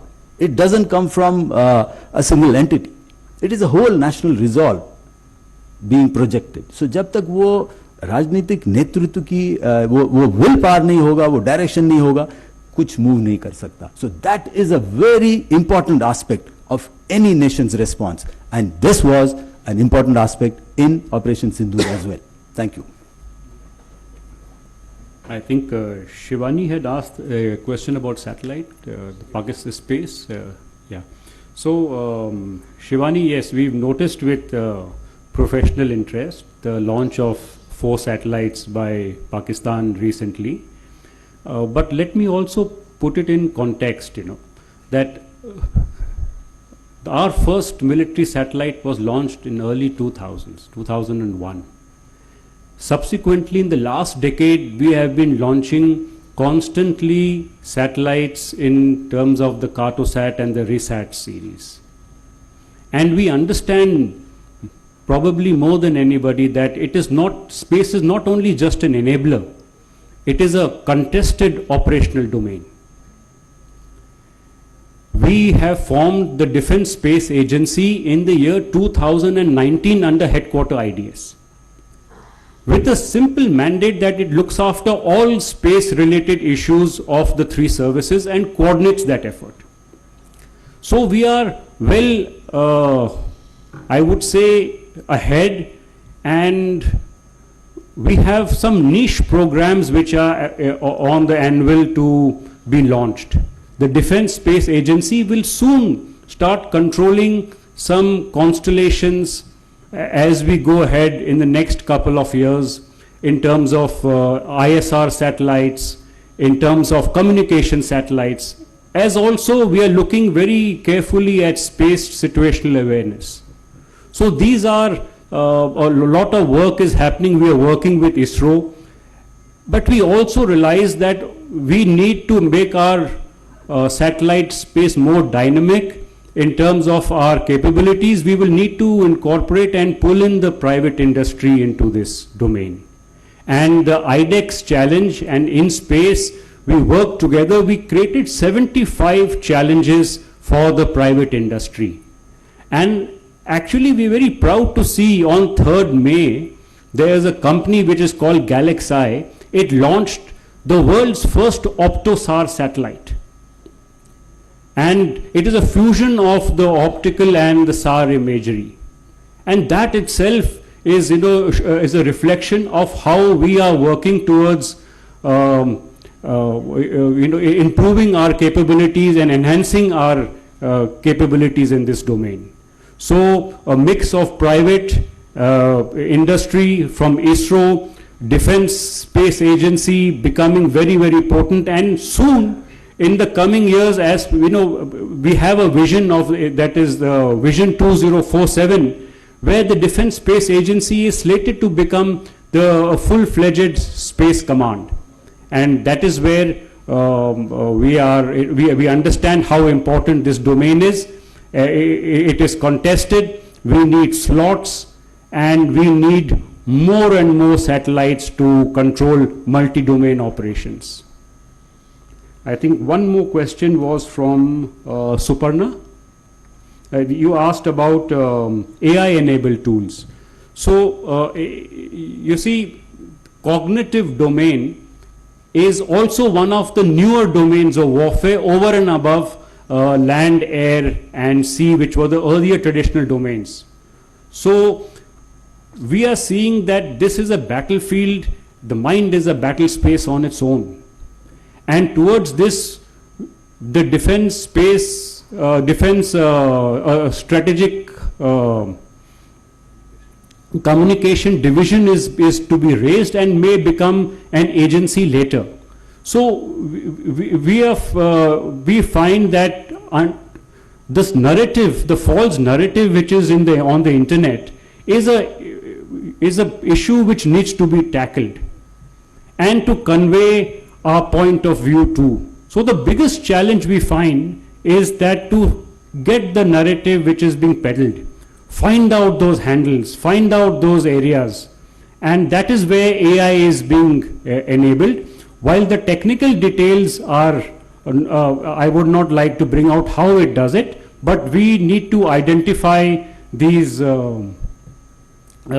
handles, these narratives, the stories, and then put it right in the correct perspective. So towards that, we are in the process of rolling out such AI tools. Thank you, sir. I think we can have 5, 62 and 84, please. I think last set. Hi, sir. My name is Jugal. I'm reporting for the BBC. I have one question and 2 clarifications. The question is, the question actually is to General Ghai. It was mentioned that there was a DGMO to DGMO conversation on the 10th of May, after which the cessation actually took effect. Now, this is something that the Pakistani side contests, and they in fact say it was the other way around, that the request came from Indian side. Because there has been so much emphasis on evidence, on putting hard data out there, I'm just wondering whether India is contemplating putting out evidence or maybe recordings of that what India says happened. Is there any move to that effect? And the clarification is actually on what my colleagues asked to General Ghai, which is the Pahalgam incident that took place. Was there any accountability fixed for what took place there? Because many family members of those who were killed did say that there was no help available to them for a very long time post incident. Is there any accountability fixed? And on the question that my colleague asked, Air Marshal Bharti, on the damages, because we had a statement from the CDS, I think immediately after the conflict, that there were some initial tactical mistakes made and conversations on aircraft losses. I'm just wondering if there's a change of mind on giving any details on that aspect. Thank you. Next, please. Hi, sir. I'm Javeria Rana from the New Indian Express. My question is that, so Op Sindoor has established, it's a question to all of you, Op Sindoor has established BrahMos as a phenomenal precision strike system, but considering the cost and high cost and sustainment factor, and especially in a sustained conflict scenario, what alternate options is the military working on or looking at? We had 84 also. Sir मैं संदीप हूँ INS से. Sir मेरा सवाल घाई sir और Bharti sir से एक कि जो लेसन्स किसी भी वॉर से लिए जाते हैं, जो ऑपरेशन सिंदूर से जो लेसन्स लिए गए उसको कुछ को इम्प्लीमेंट किया गया ठीक करने के लिए, कितने ऐसे लेसन्स हैं जो कि अभी इम्प्लीमेंटेशन के लिए बाकी है? और DGMO सर से मेरा सवाल है कि सर काफ़ी लंबे समय के बाद ये देखा गया है कि जो वॉर जो है वो एयर और लैंड की जगह अब सी में भी शुरू है, और जिस तरीके से हमने US का और ईरान के बीच में देखा, और सबमरीन का भी यूज़ हुआ जिसमें ईरानियन वॉरशिप को गिराया गया, ये पहला मौका इतने टाइम बाद इस तरीके की चीज़ें देखने को मिल रही है. तो अब इंडियन नेवी के किस तरीके से तैयार हो रही है, क्योंकि चाइना और पाकिस्तान दोनों एक दूसरे को स्पेशली नेवल वॉरफेयर में भी जो है सपोर्ट कर रहा है. अभी रिसेंटली एक सबमरीन भी दी गई है. Anybody has got any related question, please keep your question short. If it is related, please that side.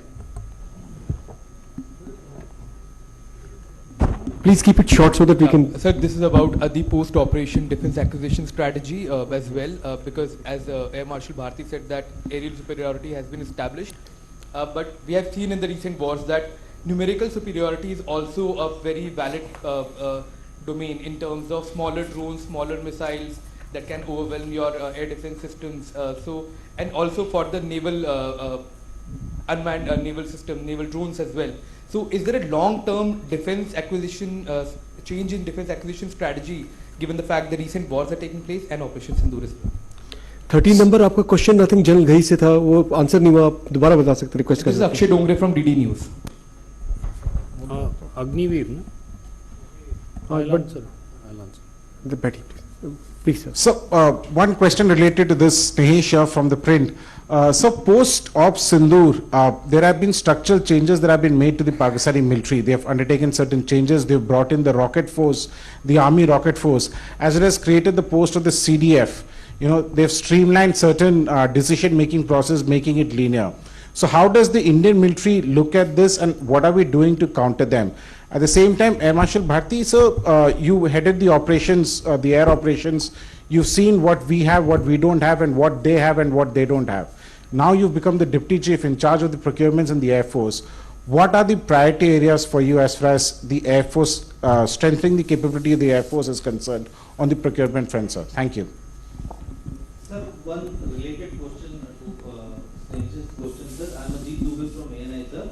Sir, just a small comment from General Ghai. How do you see Asim Munir rewarding himself for the loss in Operation Sindoor and promoting himself as Field Marshal?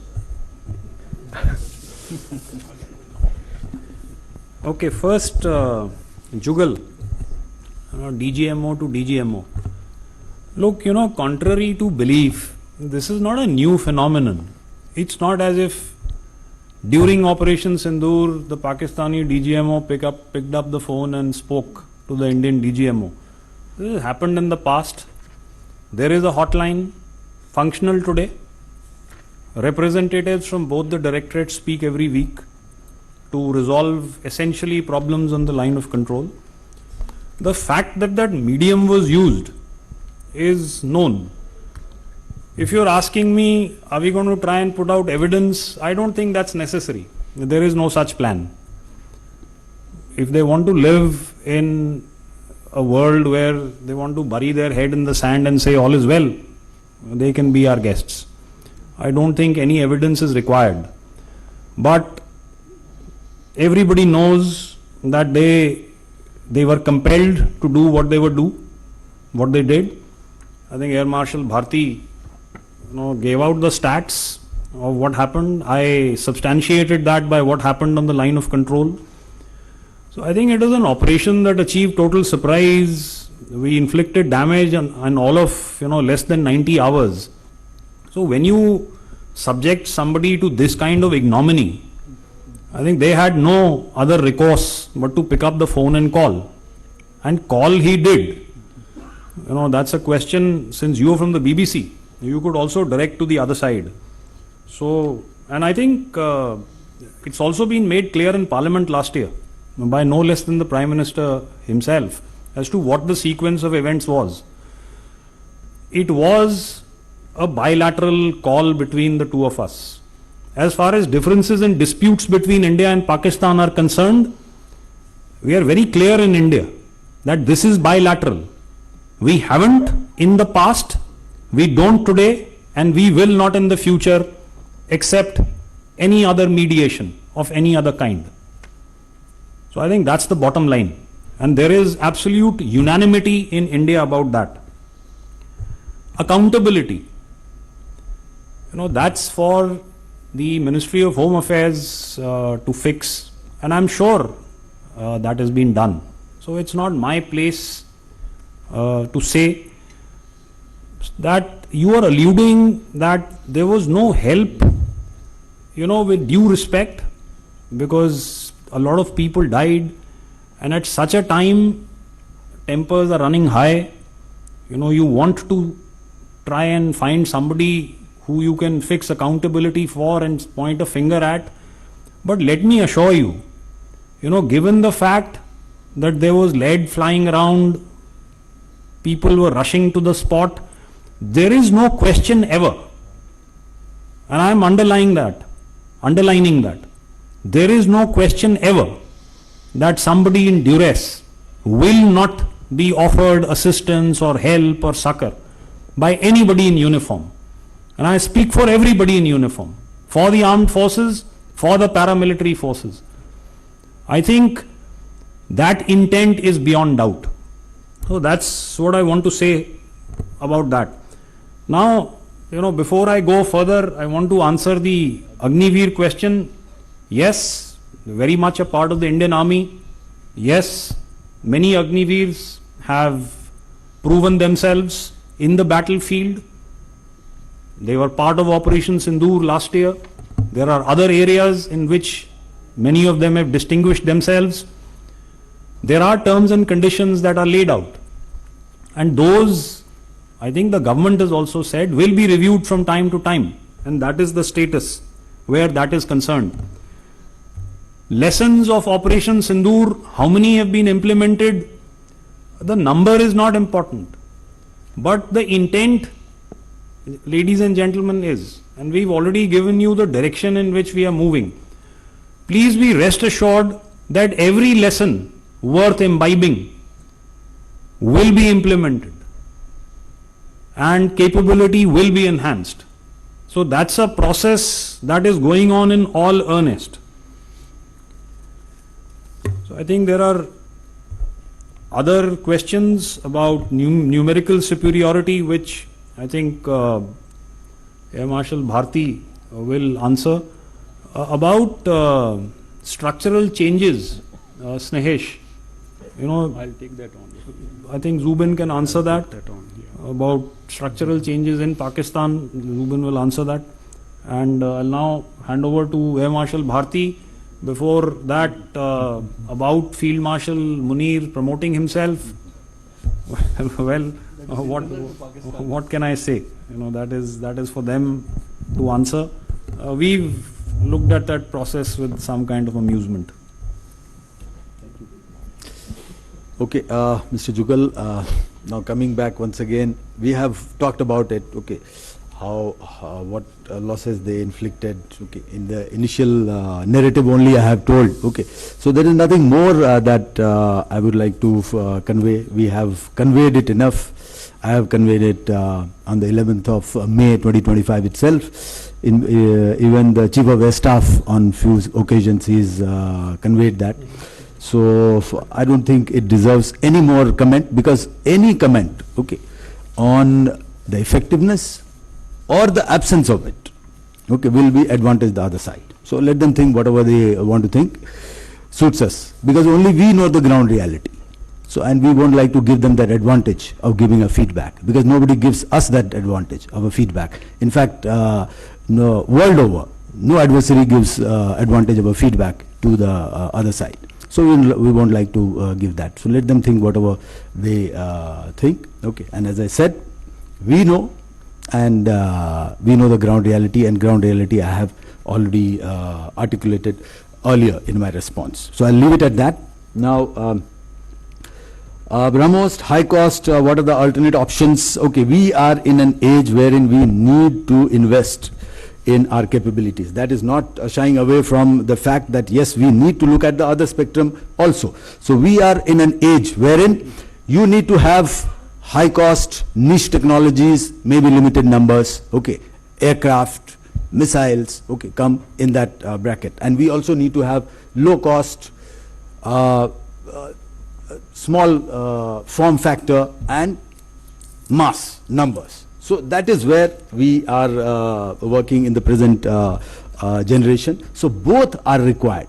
So BrahMos, even other systems which are of high cost, it has got its place in the strategy that we have. So you cannot replace that with a low cost drone or a loiter munition or a counter UAS system. So everything has its place, and it is only a combination of the two that will give us the results. Because if you see the low cost systems, the drones, the other US systems, okay, at times, at best it can give you, okay, continuous harassment, some targets, but if you want a decisive result, then it has to be a pulverizing effect on the target, and that pulverization can only be brought in by these high-end weapons with which has got the potential to bear maximum amount of explosive on the target. So that we cannot do away with it. And BrahMos, I mean, it is indigenous. So we should be proud of it, and it has stood the test of time. So it is something that we need to encourage and something we need to be very proud of.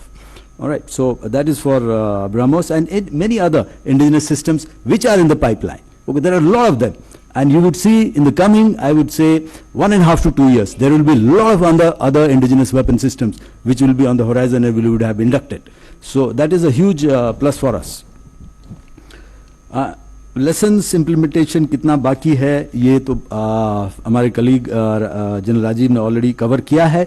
मैं थोड़ा सा इसके ऊपर बस elaborate करना चाहूँगा कि it's a continuous process. ये नहीं कह सकते कि सिंदूर के बाद ही हमने कुछ इस पे इम्प्लीमेंट करना शुरू किया. जैसा कि पहले मैंने कहा कि ये कंटिन्यूअसली हम लोग इवैल्यूएट करते रहते हैं कि हमारी ट्रेनिंग कैसी है, हमारी इक्विपमेंट कैसी है, हमारी रेडीनेस कैसी है. So even before Sindoor we were filling wherever we felt the gaps, and post Sindoor also that's a continuous effort. And उसके बाद दो questions आए, related questions I would say. एक थे कि acquisition strategy क्या है, and thereafter some priority areas of IF strengthening its capabilities. Okay, acquisition strategies. So दोनों related हैं. So acquisition strategy यही है कि जो कुछ हमने देखा कि कैपेबिलिटी हमारे पास सारे थे लेकिन जितनी क्वांटिटीज में होने चाहिए थे वो नहीं थे. जैसे इनेबलर्स की बात करें, ISR इंटेलिजेंस सर्विलेंस रिकॉनेसेंस बहुत इंपॉर्टेंट है. यदि हम देख नहीं सकते, इंटेलिजेंस हमारे पास नहीं है, तो हम टारगेट क्या करेंगे? So we need to beef up our ISR capabilities which is happening. Enablers, आप एवैक्स AWC की बात करें, उस पर भी काम हो रहा है और आप लोगों ने न्यूज़ में देखा ही होगा कि हमने DSC ने अप्रूव किया है and we are going in a big way for these enablers. Flight refilling aircraft, उसकी RFP ऑलरेडी आउट है and very soon we will be going ahead with these acquisitions. So enablers are one thing which act as force enhancers, force multipliers. We are looking in a big way in enhancing the number of our enablers. Then what procurement strategy, acquisition strategy, we also saw that we need drones in US in large numbers. So we are looking at it, and there is a lot of incentive from the government of India. The PLI scheme hai, IDEX hai. So to bring in our own players, MSMEs, encourage them and get them going into this field. Because when we require it, we will need scalability. क्योंकि आज हमारे पास कुछ numbers हैं, 5,000, 10,000 जो भी हैं. जब जरूरत पड़ेगी तो उसको हमें स्केल करना पड़ेगा, स्केल अप करना पड़ेगा, week to week, day to day. So that capability has to, and the capacity has to come to our industry. We are looking at that aspect, at the aspect of enhancing the capacity of our industry when we need it. So that is one acquisition strategy which we are looking at. Counter US, very big player in this. Because whatever came from the other side, we were prepared for it and we were able to neutralize that. So counter US to build on hard kill, on soft kill weapons systems, we are looking in a big way to enhance this grid and make it as robust as possible. And space-based assets he has already spoken about. Priority areas, we have made a long-term vision for Indian Air Force which you all will be aware of. And SCON strength, yes, is low. We are looking at seriously at enhancing this strength. And if you realize this time Government of India has increased the funding for the Indian Air Force. Last time it was about 1,30,000 crore. Now we are at 1,55,000 crore, which gives us additional funds. And it is not that is all. If we need more would be available. So we have planned in the long term our vision, 5th generation aircraft will work on MCA. We are already working on the MRFA, and of course our own indigenous systems. LCA Mark 1A very soon, it should be coming to us. Mark 2 we are working on. First flight, it should be in near future. And MCA, of course, as I said. So those are the indigenous systems. So fill in the gaps, enhance the SCON strength, and look at indigenous systems. Same time look at indigenous weapons, which we have talked about, and indigenous electronic warfare systems, which also is being looked at. Thank you. Snesh had asked about the structures, what Pakistan has created after Op Sindoor. In a way, Snesh, it's a indicator of firstly creation of a Army Rocket Force Command, of how hard he was also hit. Whereas our structures, the Defense Secretary, I think on the 30th during the leadership summit in ANI had spoken about the need for we to have a kind of a conventional missile force and structure. So I will leave it, he brought out that there is a paradigm shift from the usage of such missiles from the strategic, so that paradigm has shifted, and therefore that there's an emerging rationale to create such structures, and what structures will emerge is something of a debate which is happening, and I will leave it at that. But what I want to highlight is, firstly, in terms of Pakistan, you said he has created some structures. We know what his capabilities are. We know exactly what he has. So whatever structure he creates, we know what he has to bring against us. In terms of our own capabilities, we are enhancing our own capabilities to go beyond what we have existing. We are looking at a wide spectrum of ranges, a wide spectrum of trajectories to operate in all domains, and therefore this capability is what we are developing as we speak. We are not waiting for some structures to be formed, which will take its own time, and that is being debated. So we are looking at capability development. And in terms of the usage and employment of such vectors is very important. I want to highlight that two important doctrines are being looked at in this regard. And one is a joint ISR doctrine and a joint targeting doctrine. And both are very critical in this domain to employ such vectors when we bring it into a more optimal and effective way. And we have a very effective delivery system. The enemy knows that we have potent force currently held with us, and in the future, you've seen some trials also from DRDO which have happened in the recent past. So these are all kind of vectors that we are now looking at, and we have a very efficient decision making and delivery system in place as we speak.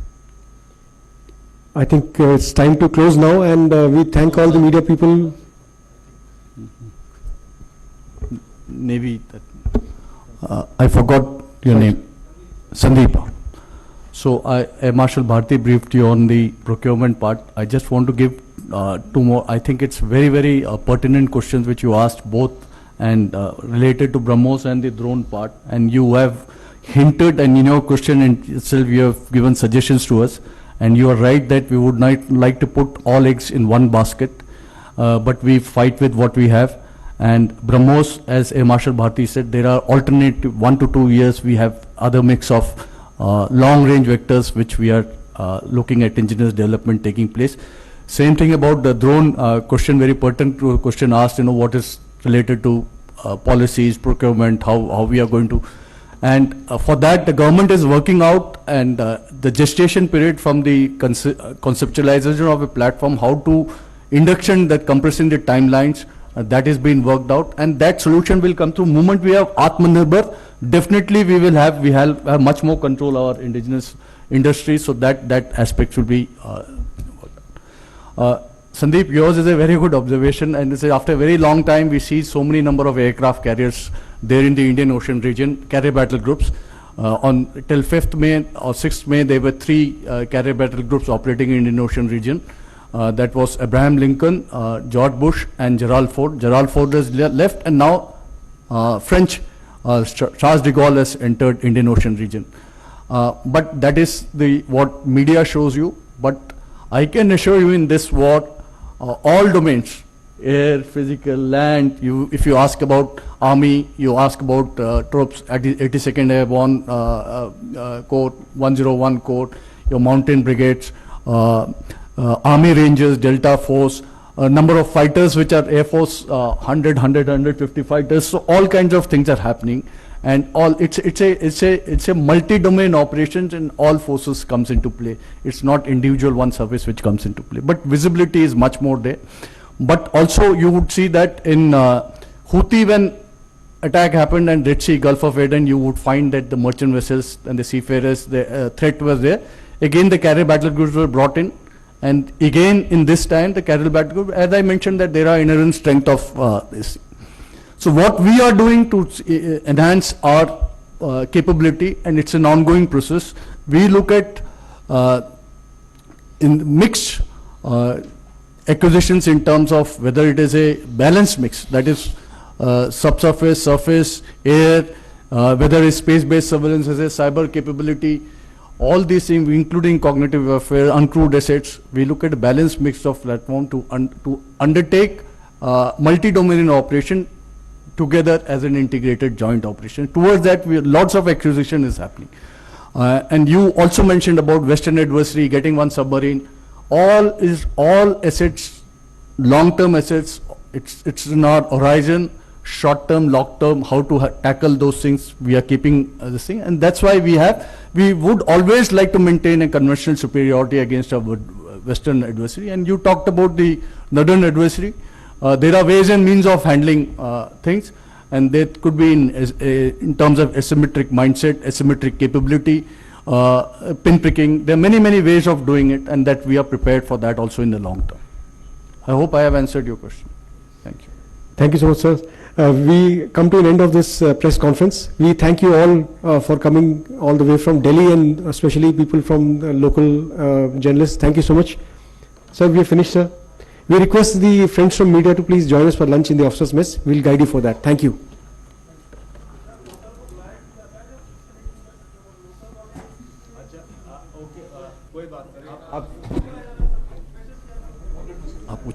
नहीं, मैं हमने कई बार बताया बीच में कि local जो बोलना चाहते हैं, बट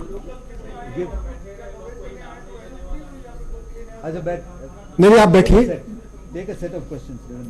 आप जितने लोकल लोग हैं, आप प्लीज अपने क्वेश्चन पूछ सकते हैं। बैठ जाइए प्लीज। एंड कोई बात नहीं, लोकल मीडिया कितने हाथ खड़ा कीजिए, तो उसमें से 4 लोग प्लीज डिसाइड कर लीजिए और पूछ लीजिए। आई थिंक 29 काफी देर से आप हाथ उठा, आप पहले शुरू कीजिए, आपसे शुरू करते हैं। आइए प्लीज।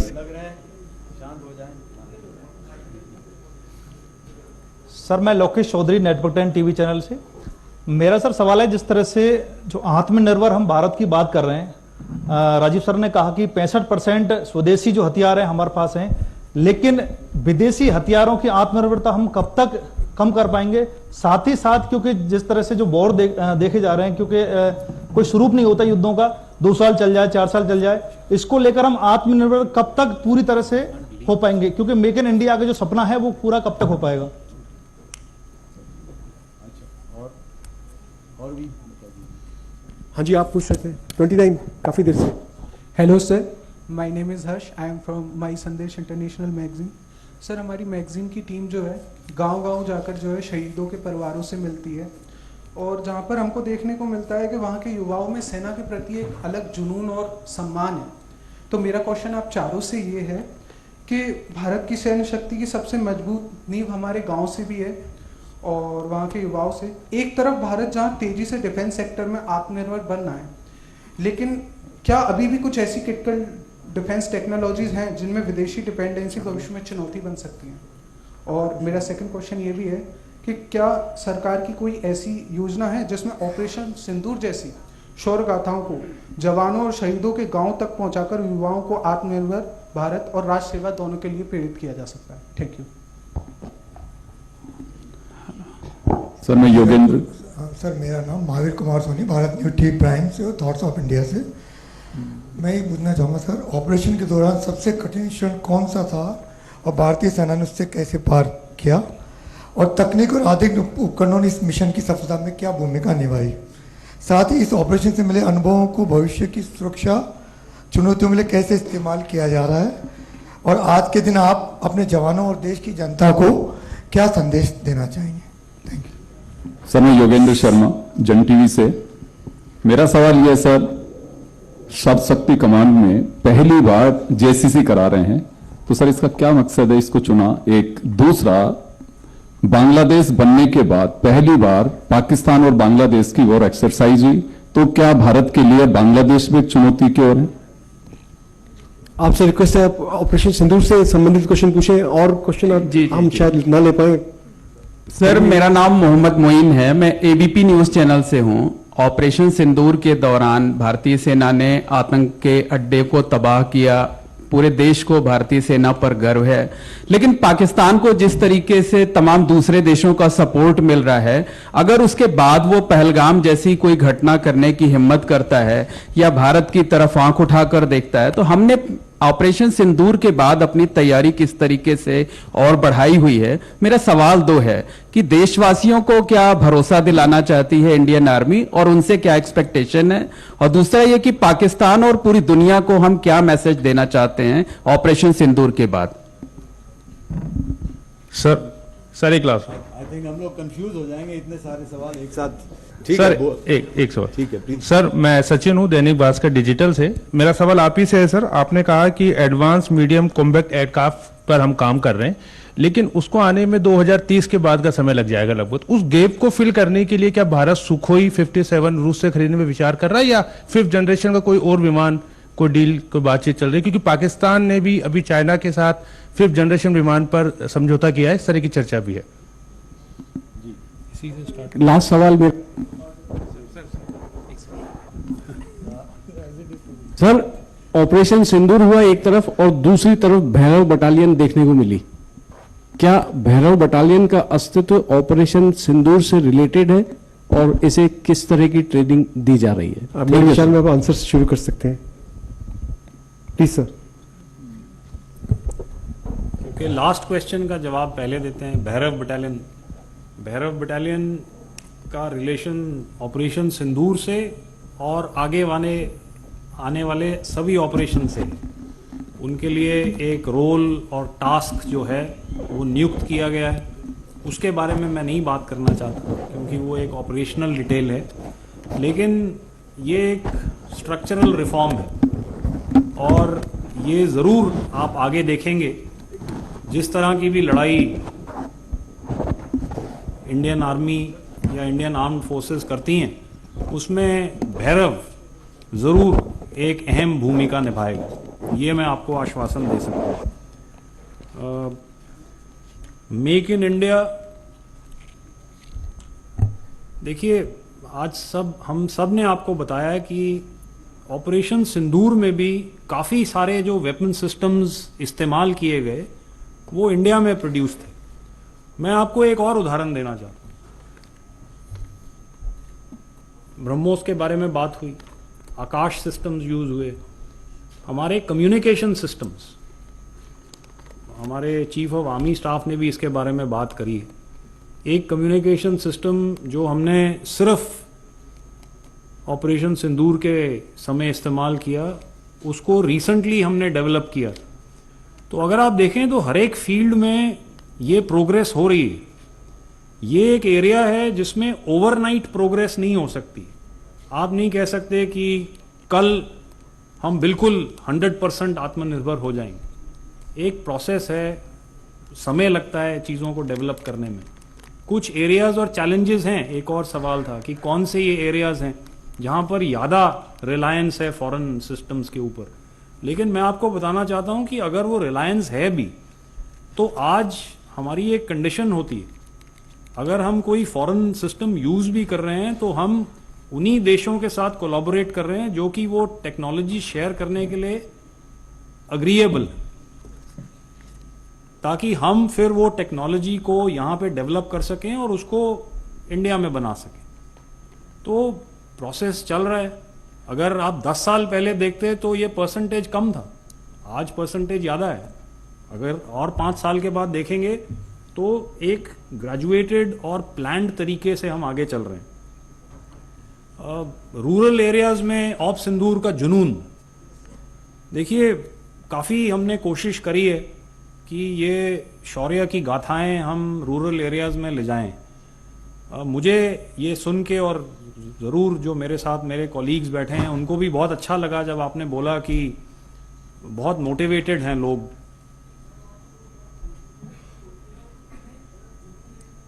हाँ, सो हमारी पूरी कोशिश रहती है, और ये हमारा स्ट्रैटेजिक कम्युनिकेशन डिवीजन आर्मी के लेवल पे, ट्राई सर्विस लेवल पे, ये पूरी कोशिश हम करते हैं कि हम ये जो शौर्य की गाथाएं हैं इनको रूरल एरियाज में ले जा सकें, ताकि लोग और मोटिवेटेड हों कि हमारी आर्म्ड फोर्सेस को ज्वाइन करें।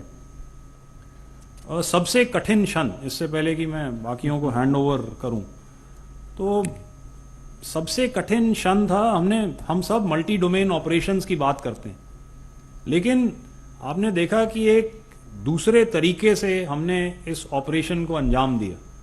इस बार हमने डिसाइड किया कि हम टेरर कैंप्स को लाइन ऑफ कंट्रोल या इंटरनेशनल बाउंड्री क्रॉस करे बिना टारगेट करेंगे अपनी तरफ से। लेकिन जब आप इस तरह का ऑपरेशन करते हैं तो आपको उसकी एविडेंस चाहिए होती, जो कि पाकिस्तान के पास नहीं है। उन्होंने बोला हमने ये किया, हमने वो किया, कोई एविडेंस नहीं। आपको एयर मार्शल भारती ने या मैंने या प्रमोद ने वीडियोस दिखाए, वो कैसे आए? कोऑर्डिनेशन करी, आईज इन द स्काई भेजे, एक भेजा, दूसरा भेजा डुप्लीकेट, तीसरा भेजा रिडंडेंसी, ताकि अगर कोई फेल हो तो इस तरह की कोऑर्डिनेशन आप प्लान कर सकते हैं। लेकिन बड़ा चैलेंज है कि आपकी प्लानिंग पूरी मैनिफेस्ट होगी कि नहीं। तो वो क्षण जो था, जब मैंने उस ऑप्स रूम में उन गोलों को टारगेट्स के ऊपर जाके हिट करते हुए देखा, तो प्रोफेशनली एक सबसे सैटिस्फाइंग क्षण था। उस वक्त तक वो चैलेंज था, लेकिन जब वो गोले जाके लगे तो वो चैलेंज ओवरकम हो गया। तो कुछ और सवाल आपने पूछे हैं, तो मैं आपको एयर मार्शल भारती को रिक्वेस्ट करूंगा कि वो बाकी सवालों का जवाब। Thank you Rajeev. I think इसके बाद लोकल मीडिया जो है यहाँ की, आप लोगों ने काफ़ी क्वेश्चंस हमें दिए हैं, और इसके बाद कोई ये गिला नहीं रहेगा कि लोकल मीडिया को चांस नहीं मिला, है कि नहीं? Yes, okay, good. तो रूरल एरियाज़ में पहले इससे शुरू करते हैं। रूरल एरियाज़ में ऑपरेशन सिंदूर का जुनून, तो आई एम श्योर आप लोग आज जो प्रेस कॉन्फ्रेंस अभी हो रही है उसको रूरल एरियाज़ में ज़रूर ले जाएंगे, लोकल वर्नाकुलर मीडिया में ले जाएंगे, तो उससे भी इसकी जो जानकारी बढ़ेगी, और काफ़ी कुछ होगा भी आए दिनों में, आप देखेंगे, ओके, कि कुछ रीच आउट किया जाएगा। और तो जुनून तो देखने को मिलता है, और ये बहुत it's a great reassuring fact कि स्पेशली हमारे यंगस्टर्स, हमारी युवा पीढ़ी जो है, उनमें इतना जुनून है और वो इतना चार्ज अप हैं। तो that only goes to show कि देश बहुत ही सही हाथों में है, और हमारी युवा पीढ़ी when they connect with what is happening, then you don't have to worry about anything. पहला सवाल जो आया था, आत्मनिर्भरता, कब तक डिपेंडेंट रहेंगे विदेशी सप्लाईज पे, तो उसका सीधा सा जवाब ये है कि जब तक इंस्टेंट खतरा हमारे पास, हमारे सर पे रहेगा, उसके तो हमें जो भी आए पड़े वो करना पड़ेगा हमारे देश की सुरक्षा को सुरक्षित करने के लिए। तो टेक्नोलॉजी बहुत बहुत तेज़ रफ्तार से आगे बढ़ रही है, चाहे वो क्वांटम कंप्यूटिंग हो, एआई हो, या सिक्योर चिप्स की टेक्नोलॉजी हो, तो हमें कैचअप करना है। और ये तो हम ये नहीं कह सकते कि हमें जो हमारे पास नहीं है उसको हम कहीं से नहीं लाएंगे, वो कैपेबिलिटी नहीं रखेंगे, क्योंकि दुश्मन आपके लिए वेट नहीं करेगा कि आप पहले वो कैपेबिलिटी लाइए, सिक्योर चिप्स लाइए, बाहर से अपनी कैपेबिलिटी बिल्ड कीजिए, तब हम आपको अटैक करेंगे। हमें तो हमेशा अटैक के लिए और हमेशा किसी भी स्थिति के लिए तैयार होना है और तैयार रहना पड़ता है। इसके लिए जो भी हमारे पास अवेलेबल है, जरूरत है कि जो भी हमारे पास अवेलेबल है उसको बढ़ावा दिया जाए, और जो नहीं है उसके लिए कोशिश किया जाए कि जल्दी से जल्दी वो टेक्नोलॉजी हमारे पास इंडिजिनस टेक्नोलॉजी हो। और जब तक वो नहीं है तब तक हम किसी दूसरे पे, अपने दोस्तों पे बाहर से भरोसा करना ही पड़ेगा, उसमें कोई दो राय नहीं है। सो द रिक्वायरमेंट इज कि अपने इंडिजिनस टेक्नोलॉजी को जितना हम बढ़ावा दे सकें दें, और वो हम दे रहे हैं।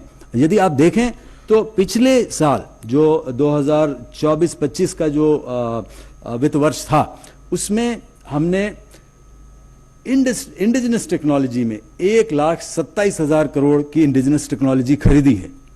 और कितनी इंडिजिनस टेक्नोलॉजी हमने एक्सपोर्ट की है? 24,000 करोड़। और हमारा लक्ष्य क्या है? कि 2029 तक इंडिजिनस टेक्नोलॉजी हम 3 लाख करोड़ उतने की हम इंडिजिनस टेक्नोलॉजी खरीद पाए। और हमारा निर्यात का क्या लक्ष्य है कि हम कम से कम 50,000 करोड़ बाय 2029 हम एक्सपोर्ट कर पाए। तो ये सब जो है ये इंसेंटिव है आत्मनिर्भरता के लिए। लेकिन जब तक हम वहां पहुंचेंगे तब तक कुछ तो करना पड़ेगा, क्योंकि दुश्मन आपके लिए रुकने नहीं वाला है जब तक आप आत्मनिर्भर नहीं हो जाए। सो उस गैप को भरने के लिए हमें विदेशी सप्लाईज पे, अपने विदेश के दोस्तों पे निर्भर करना पड़ता है। और चुनौती मैंने अब कहा अभी, certain newer technology, secure chips, AI, quantum computing, secure communication, data link, that's also is a challenge on which work is going on. सबसे कठिन समय कौन था? हमारे मित्र जनरल राजीव ने ऑलरेडी ये आर्टिकुलेट कर दिया है। ओके, लेकिन मैं ये मानता हूँ कि हमारी, देखिए, हमेशा हम ये इवैल्यूएट करते रहते हैं, क्या चाहिए, आसपास क्या हो रहा है, हमें किस चीज़ की ज़रूरत होगी, क्या कैपेबिलिटी चाहिए। सो यदि ये बात को हम एनालाइज करें कि कोई कठिन समय था क्या ऐसा जिसमें हमें अधीर होना पड़ा, तो उसका जवाब है नहीं, बिल्कुल भी नहीं। हम हमेशा ये इवैल्यूएट करते रहते हैं और हमेशा तैयार रहते हैं कि इस क्षण क्या होगा और इस क्षण हम किस क्षमता से उस चुनौती का मुकाबला कर सकेंगे। तो ये हमारी तैयारी कंटिन्यूस प्रोसेस है। So as such there were no such movements as such. Okay. क्या संदेश देंगे? अब आई थिंक तभी पिछले 2 घंटे से हम लोग संदेश ही दे रहे हैं, और 1-2 लाइनों में संदेश देना हो तो भारत की सेना तैयार है। And as I articulated earlier, I mean सेना में हमारी सभ्यता है वो इनग्रेन्ड है। और क्या है हमारी सभ्यता? Live and let live. सर्वे, क्या है वो? सर्वे भवन्तु सुखिनः, सर्वे सन्तु निरामया।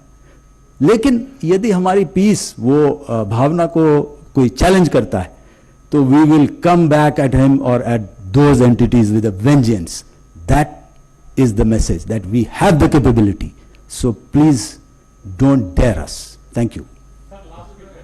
हो गया, थैंक यू। मैं जवाब देता हूं, 1 मिनट। मैं जवाब देता हूं। सबके साथ लंच पे हम इंटरेक्ट करते हैं। ठीक है।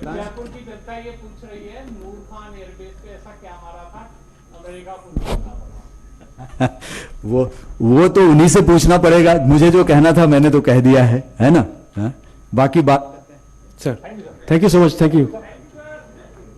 Friends from media, please join us for lunch and we can interact again.